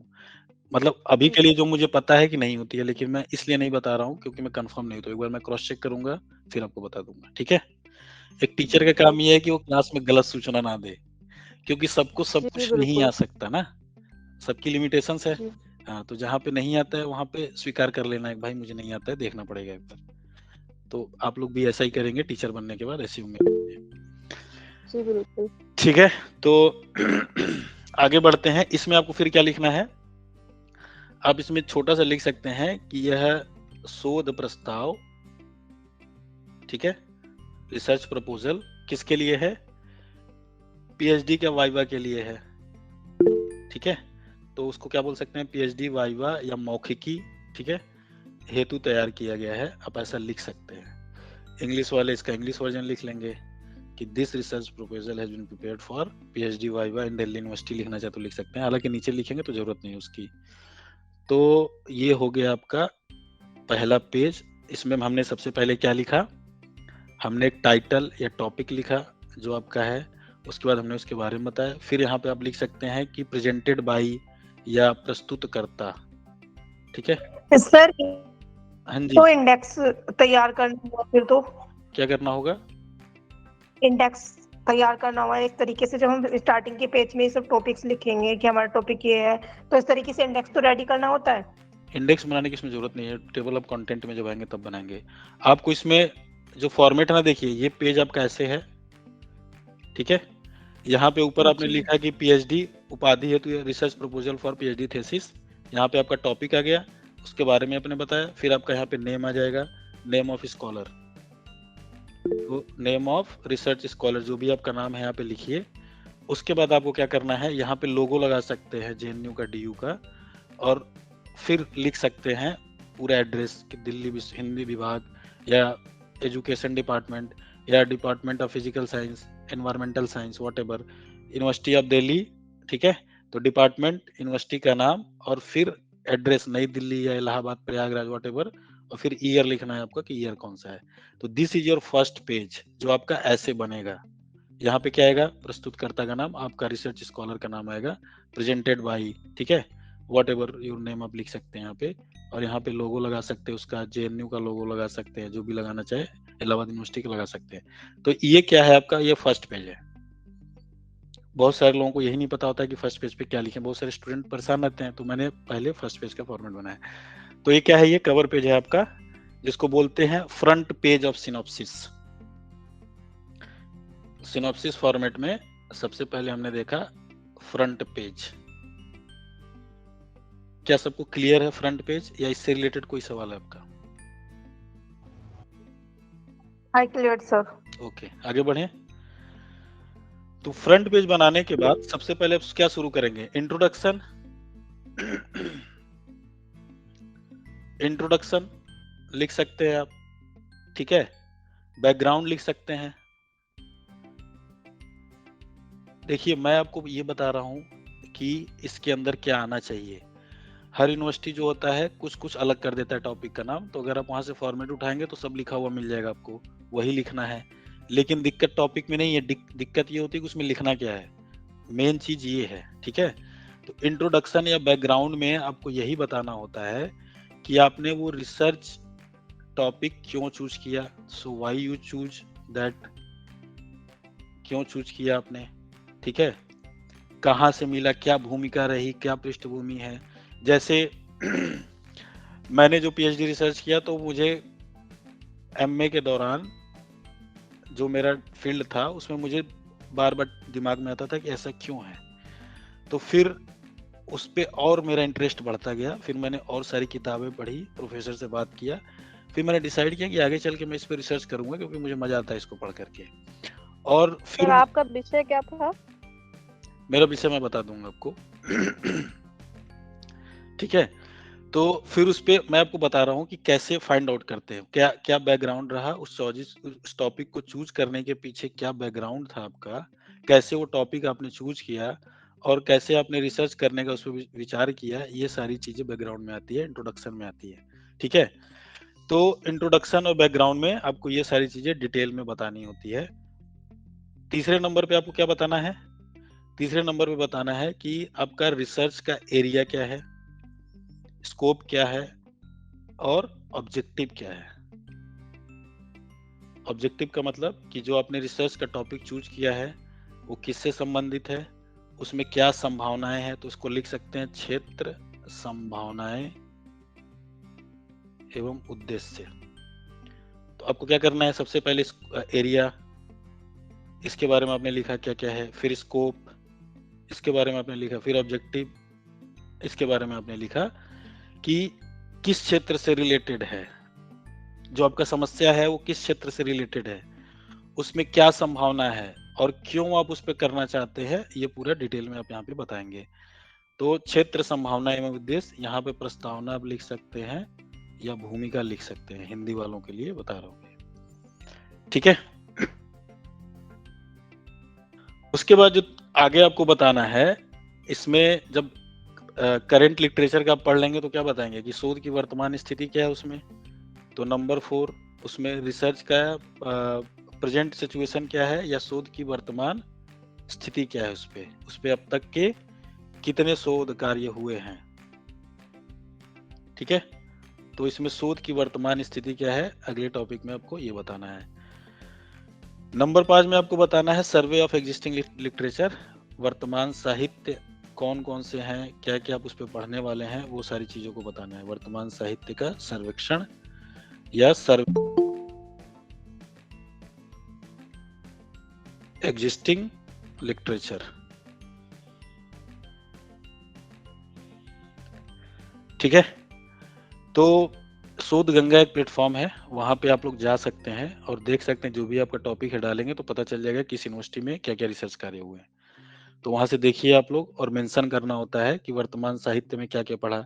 जैसे आपने मेंशन किया कि जो आपका विषय है उसमें जेएनयू में 2020 में इस विषय पे रिसर्च हुआ है, डीयू में 2019 में इससे मिलते जुलते इस पे रिसर्च हुआ है, बीएचयू में 2022 में ये रिसर्च हुआ है।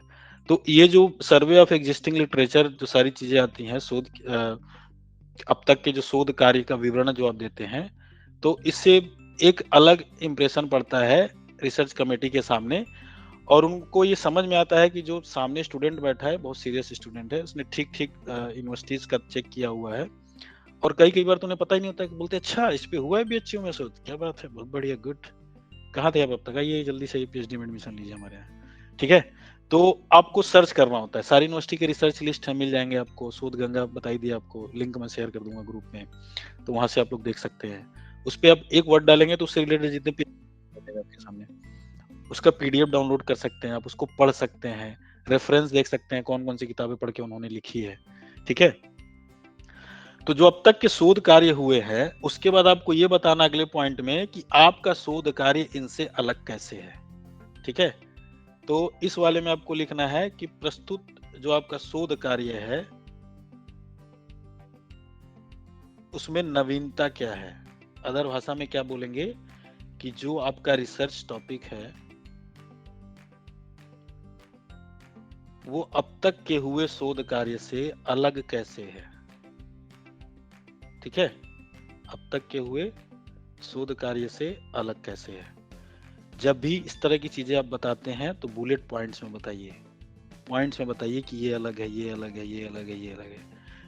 जो डिपार्टमेंटल रिसर्च कमेटी बैठी है उन पॉइंट्स को देख पाएगी और समझ पाएगी, क्योंकि अगर आपके शोध से रिलेटेड बहुत सारे शोध हुए हैं तो बहुत कम संभावना रहती है कि आपके पास हो टॉपिक, क्योंकि उन्हें लगेगा इतना रिसर्च हो चुका है, इसी पे क्यों कर रहा है। जैसे आप मोस्टली देखेंगे सब्जेक्ट में एक ही विषय कई लोग लेके चलते हैं, स्त्री विमर्श ही चल रहा है, दलित विमर्श ही चल रहा है। ठीक है, वही कबीर चल रहे हैं, तुलसीदास का साहित्य चल रहा है, सब लोग उसी पर रिसर्च कर रहे हैं, तो पास होने की संभावना थोड़ी दिक्कत होती है। क्यों? क्योंकि डिपार्टमेंट्स ये चाहते हैं कि न्यू टॉपिक पे शोध किया जाए, नए विषय पे शोध किया जाए, और न्यू टॉपिक पे चूंकि लिटरेचर कम होता है, कंटेंट कम होता है, इसलिए लोग नहीं लेना चाहते हैं, क्योंकि मेहनत ज्यादा करना पड़ेगा, किताबें कम हैं, आर्टिकल्स होंगे, क्योंकि अभी उस टॉपिक पे बहुत ज्यादा चर्चा और विमर्श ही नहीं हुआ है।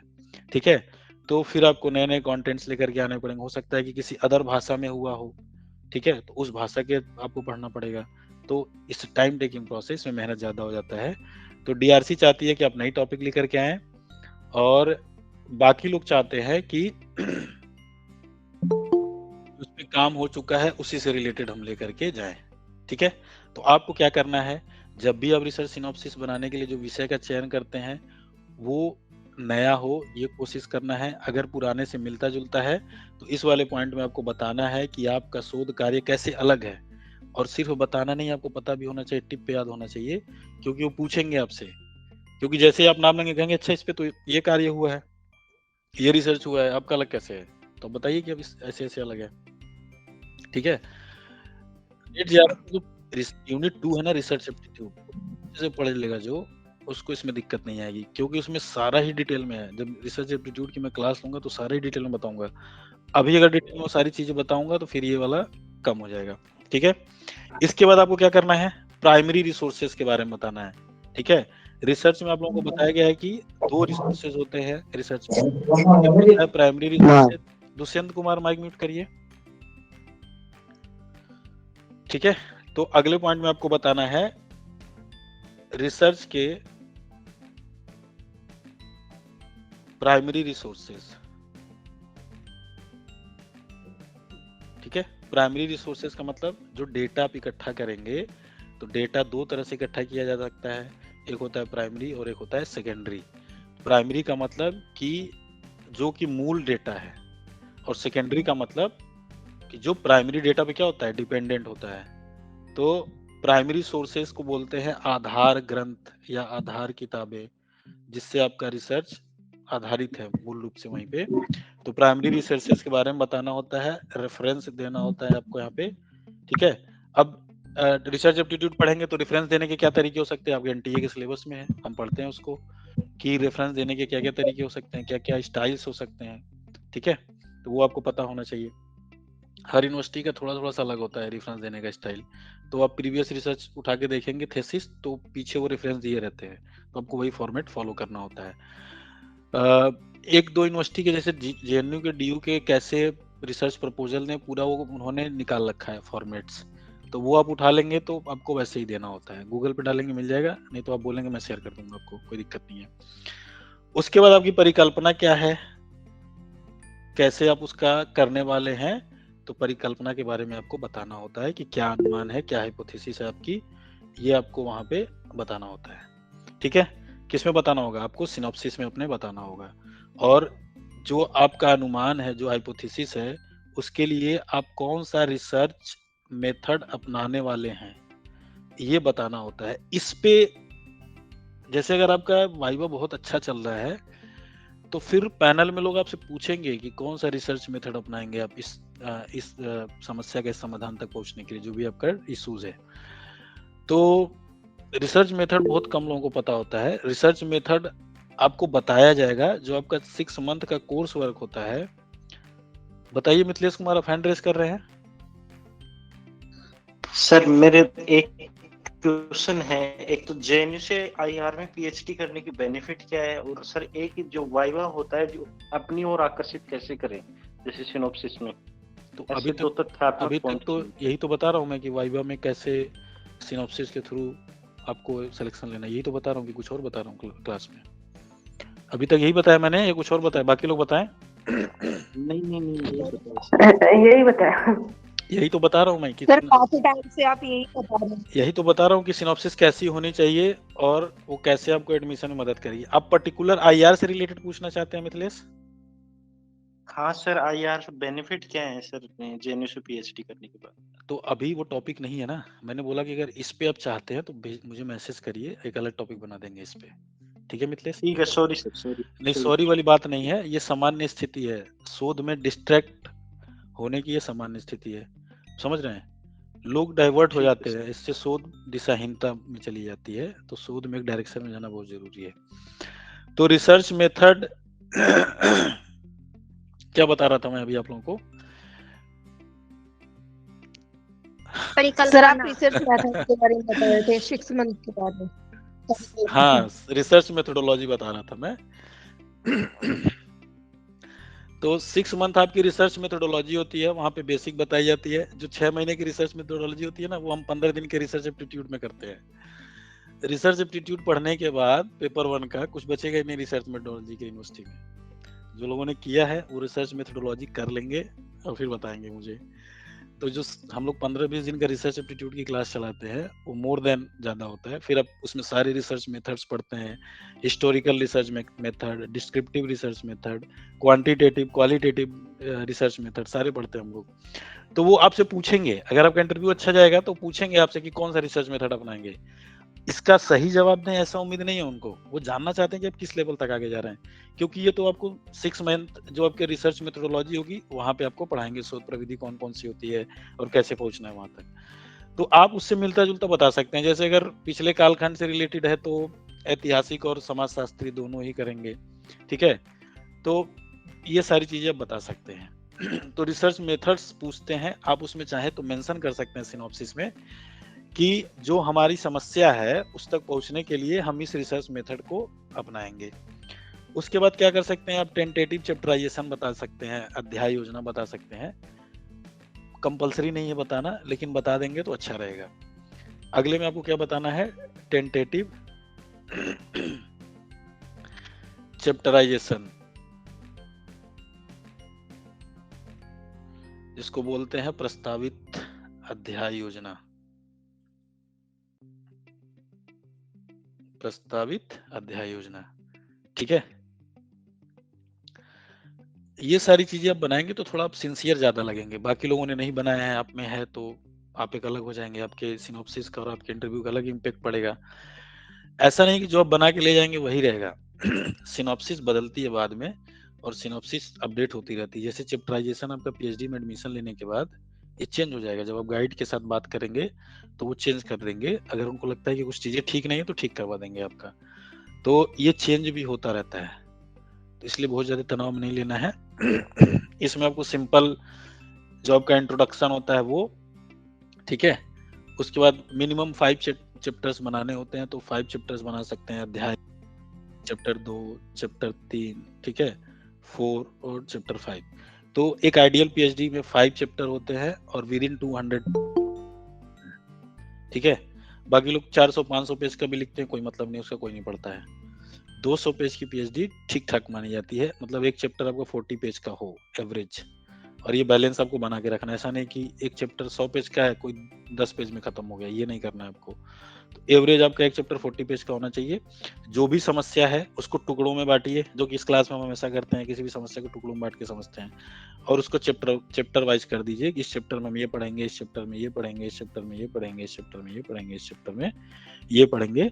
उसके बाद आपका कंक्लूजन आ जाएगा, जिसको उपसंहार बोलते हैं या निष्कर्ष बोलते हैं, जिसमें सारे ही चैप्टर में आपने क्या रिसर्च किया वो बताना होता है। भूमिका में आप ये बताते हैं कि जो सिनॉप्सिस का ही पार्ट होता है थोड़ा सा और ऐड कर देते हैं कि प्रस्तुत जो आपका प्रपोज्ड आपका रिसर्च टॉपिक है वो ये है। कुल 5 भागों में बांटकर समझने की कोशिश की जाएगी, आपकी लैंग्वेज ये होगी, ठीक है। तो इसमें पहले चैप्टर के अंतर्गत ये समझने का कोशिश किया जाएगा कि क्या इस समस्या को लेकर के ये चीजें हो सकती हैं, तो आपकी लैंग्वेज ये होगी, ठीक है। क्योंकि अभी आपने किया नहीं है, अभी आप करने वाले हैं, हम ये करने वाले हैं। ये संकल्पना इस बात पे आधारित है, ये कॉन्सेप्ट या ये आइडिया इस बात पे आधारित है क्योंकि अब तक ऐसा देखा गया है, तो हो सकता है कि आने वाले में ऐसा हो, ठीक है। तो प्रस्तुत शोध प्रबंध का ये उद्देश्य है कि मध्यकाल में महिलाओं की स्थिति को लेकर के जो भी बातें बोली गई क्या वो ठीक है कि नहीं है, ठीक है। इस चीज को जानने के लिए कौन कौन से इरफान हबीब की किताब पढ़ी जाएगी, ये पढ़ा जाएगा, वो पढ़ा जाएगा, सारी चीजें बता सकते हैं। और फिर उपसंहार में आपका लैंग्वेज क्या हो जाता है कि यह शोध जिस उद्देश्य को लेकर के चला गया था, तो पहले अध्याय के अंतर्गत मुख्य चिंता ये थी, जिसमें शोध के दौरान ये पाया गया कि ऐसी कोई बात नहीं है और ये ठीक बात है, तो ऐसे कुछ वहाँ पे लैंग्वेज ये लिखना होता है। इस आधार पे ये कहा जा सकता है कि मध्यकाल में महिलाओं की स्थिति बहुत बुरी नहीं थी, ठीक ठाक थी। तो अब आपकी लैंग्वेज ये हो जाती है। फिर दूसरे अध्याय के अंतर्गत जो उद्देश्य को लेकर के चले थे या तथ्यों के विश्लेषण के उपरांत ये कहा जा सकता है कि है, तो वो आपके फाइंडिंग्स हो गए। ठीक है, ऐसे ही बाकी चैप्टर में तो उपसंहार में ये सारी चीजें आ जाती हैं। प्रोसेस है, धीरे धीरे आपको आ जाएगा। PhD step by step process है, घबराने से काम नहीं चलेगा। फिर उसके बाद आप सेकेंडरी रिसोर्सेज या रेफरेंसेस बता सकते हैं कि कौन कौन से सहायक ग्रंथ बोलते हैं इसको, सेकेंडरी रेफरेंसेज, जिसे आपने सहायक सहायता लिया, जैसे आलोचना की किताबें हो गई, जितनी भी क्रिटिसिज्म हो गया, वो सारी सेकेंडरी रिसोर्सेज में आती हैं, तो उसमें आप बता सकते हैं। ये बहुत इंपॉर्टेंट होता है। आधार ग्रंथ जो आपका प्राइमरी रिसोर्स है और सेकेंडरी रिसोर्स है, इससे वाइवा में आपसे सवाल पूछा जाता है। वो जानना चाहते हैं कि जो आपने समस्या लिया है उससे रिलेटेड कुछ पढ़ा है कि नहीं पढ़ा है। किताबों के नाम पूछ लेते हैं कि अच्छा इनकी कितनी किताबें बताइए, और इस किताब में क्या बोला है उन्होंने, क्या आपने किताब पढ़ी है, ऐसे पूछ लेते हैं वो। और अगर आपने नहीं पढ़ी और बोल दिया पढ़ी है, तो पूछेंगे आपसे, फिर मुश्किल है आपका, फिर दिक्कत हो जाएगी। इसलिए आप शोध के क्षेत्र में जा रहे हैं, ज्ञान के क्षेत्र में जा रहे हैं, और ज्ञान के क्षेत्र में जाने की पहली शर्त ही यही है कि आपको अपनी अज्ञानता का बोध होना चाहिए। आप टीचर बनने जा रहे हैं, रिसर्च स्कॉलर बनने जा रहे हैं, आपकी एक लिमिट है, सारी चीजों के बारे में आप नहीं जान सकते। पीएचडी जो होता है स्पेशलिस्ट होता है, वो किसी एक टॉपिक का जो होता है ना, उस पे स्पेशलिस्ट होता है। मतलब कि ऐसा नहीं है कि हिंदी साहित्य है तो हिंदी साहित्य पे कोई होगा, पर्टिकुलर एक किसी व्यक्ति पर, एक रचनाकार पर या किसी एक कालखंड पर ही स्पेशलिस्ट होता है, उसके अलावा कोई पूछेंगे नहीं समझ में आएगा। जैसे अगर कोई प्रेमचंद ने पीएचडी किया है और उससे कबीर में डीप पे जाके पूछेंगे नहीं बता पाएगा, या जैनेन्द्र पे पूछेंगे नहीं बता पाएगा जाकर के वो, ठीक है, क्योंकि उसने प्रेमचंद का पढ़ा है, वो भी उपन्यासों पे किया है, तो फिर उपन्यासों के बारे में बताएगा, कहानियों के बारे में उसको उतना जानकारी नहीं होगी। तो ये स्पेशलिस्ट का होता है। आप जब जिस टॉपिक पे पीएचडी करते हैं, आपसे ज्यादा कोई नहीं जानता है, आपका गाइड भी नहीं जानता आपसे ज्यादा, क्योंकि पीएचडी आप कर रहे हैं, वो नहीं कर रहा है, वो बस बता रहा है कि ये पढ़ो, वो पढ़ो, वो पढ़ो, ठीक है। तो पीएचडी क्या होता है, स्पेशलिस्ट होता है, और जो स्पेशलिस्ट होता है वो इस बात को समझता है कि मेरा जो ज्ञान है वो एक विशेष क्षेत्र तक ही सीमित है। दूसरे लोग जो बैठे हैं दूसरे क्षेत्र के एक्सपर्ट हैं, मुझे उसमें नहीं आता, तो मुझे वहां सीखने की जरूरत पड़ेगी। तो इस लर्निंग प्रोसेस वाइवा के दौरान अगर आपको कोई चीज नहीं आता है, बहुत विनम्रता से कहिए कि सर नहीं पता है, थैंक्स आपने इस किताब का नाम बताया, मैं अपने पीएचडी शोध के दौरान इस किताब को पढ़ूंगा या पढ़ने की कोशिश करूंगा, ऐसे बोलना है आपको। या आप इस चीज को ऐसे बोल सकते हैं कि सर आपने इस नई किताब का नाम बताया, थैंक यू सो मच, मैं अपने रिसर्च के जो मेरा रेफरेंस है उसमें मैं ऐड करूंगा और इस किताब को आधार बनाऊंगा अपने रिसर्च में।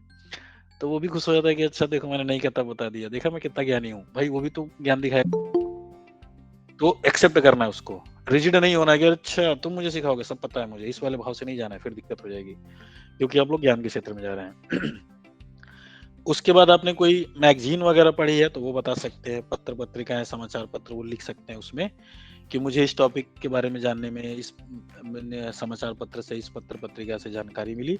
उसके बाद ऑनलाइन रिसोर्सेज के बारे में जरूर मेंशन करिए आप लोग, ठीक है, जैसे स्क्राइब हो गया, उस पे सारी किताबें ले सकते हैं आप लोग, हिंदी शब्दकोश हो गया, ठीक है, हिंदी विश्व हिंदी जन और इस तरह की, जिसमें जहाँ पे हिंदी से आती है रिलेटेड। स्क्राइब पे तो इंग्लिश और हिंदी सारी किताबें हैं।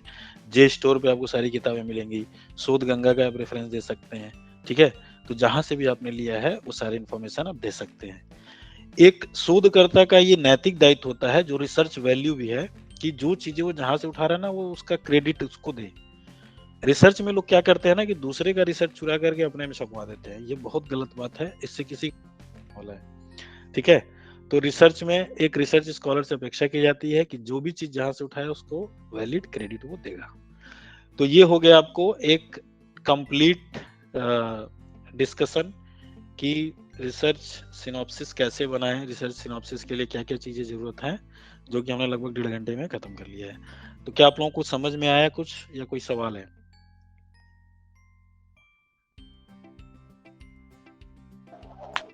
सर मेरा एक सवाल है इसमें, सर मैं ये जानना चाहती हूँ कि जैसे हम अपना टॉपिक चूज कर रहे हैं, हम उसे उठाना होता है। वॉइस कट गई बीच में, अभी फिर से बोलिए। सर मैं बोल रही हूँ कि जैसे कि हम कोई टॉपिक ले रहे हैं, उसके लिए पीएचडी के दौरान जो हम टॉपिक चूज कर रहे हैं, तो उसके लिए हम अपने माइंड से भी कोई टॉपिक लिख सकते हैं, फिर सिलेबस से हमें टॉपिक उठाना होता है? यदि हम रिसर्च करना चाहें तो अपने माइंड से भी कोई टॉपिक लिख सकते हैं? तो माइंड से टॉपिक कहाँ उठाएंगे? सिलेबस से तो उठाएंगे, जो आपका विषय है उससे रिलेटेड ही तो उठाएंगे। अब आपका सब्जेक्ट है एजुकेशन और आपने टॉपिक उठा लिया मैथ का या किसी और। नहीं सर, हाँ एक्चुअली मैं ये कह रही थी जैसे कि मेरा सब्जेक्ट है political science. Okay.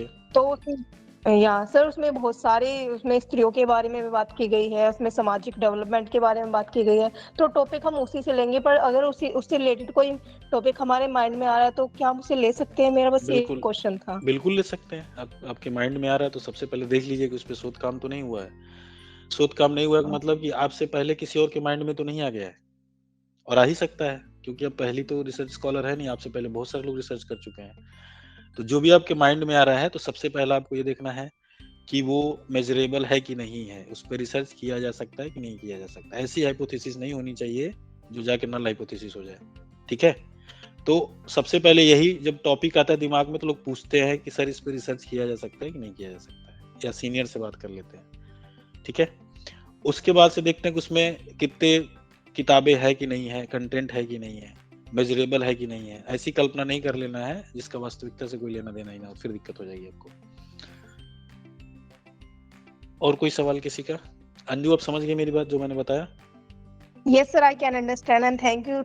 Today your class is very amazing sir. Okay, good. Next, और किसी का कोई सवाल है?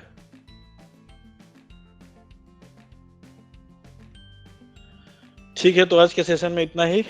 थैंक यू सो मच आप लोगों को ज्वाइन करने के लिए।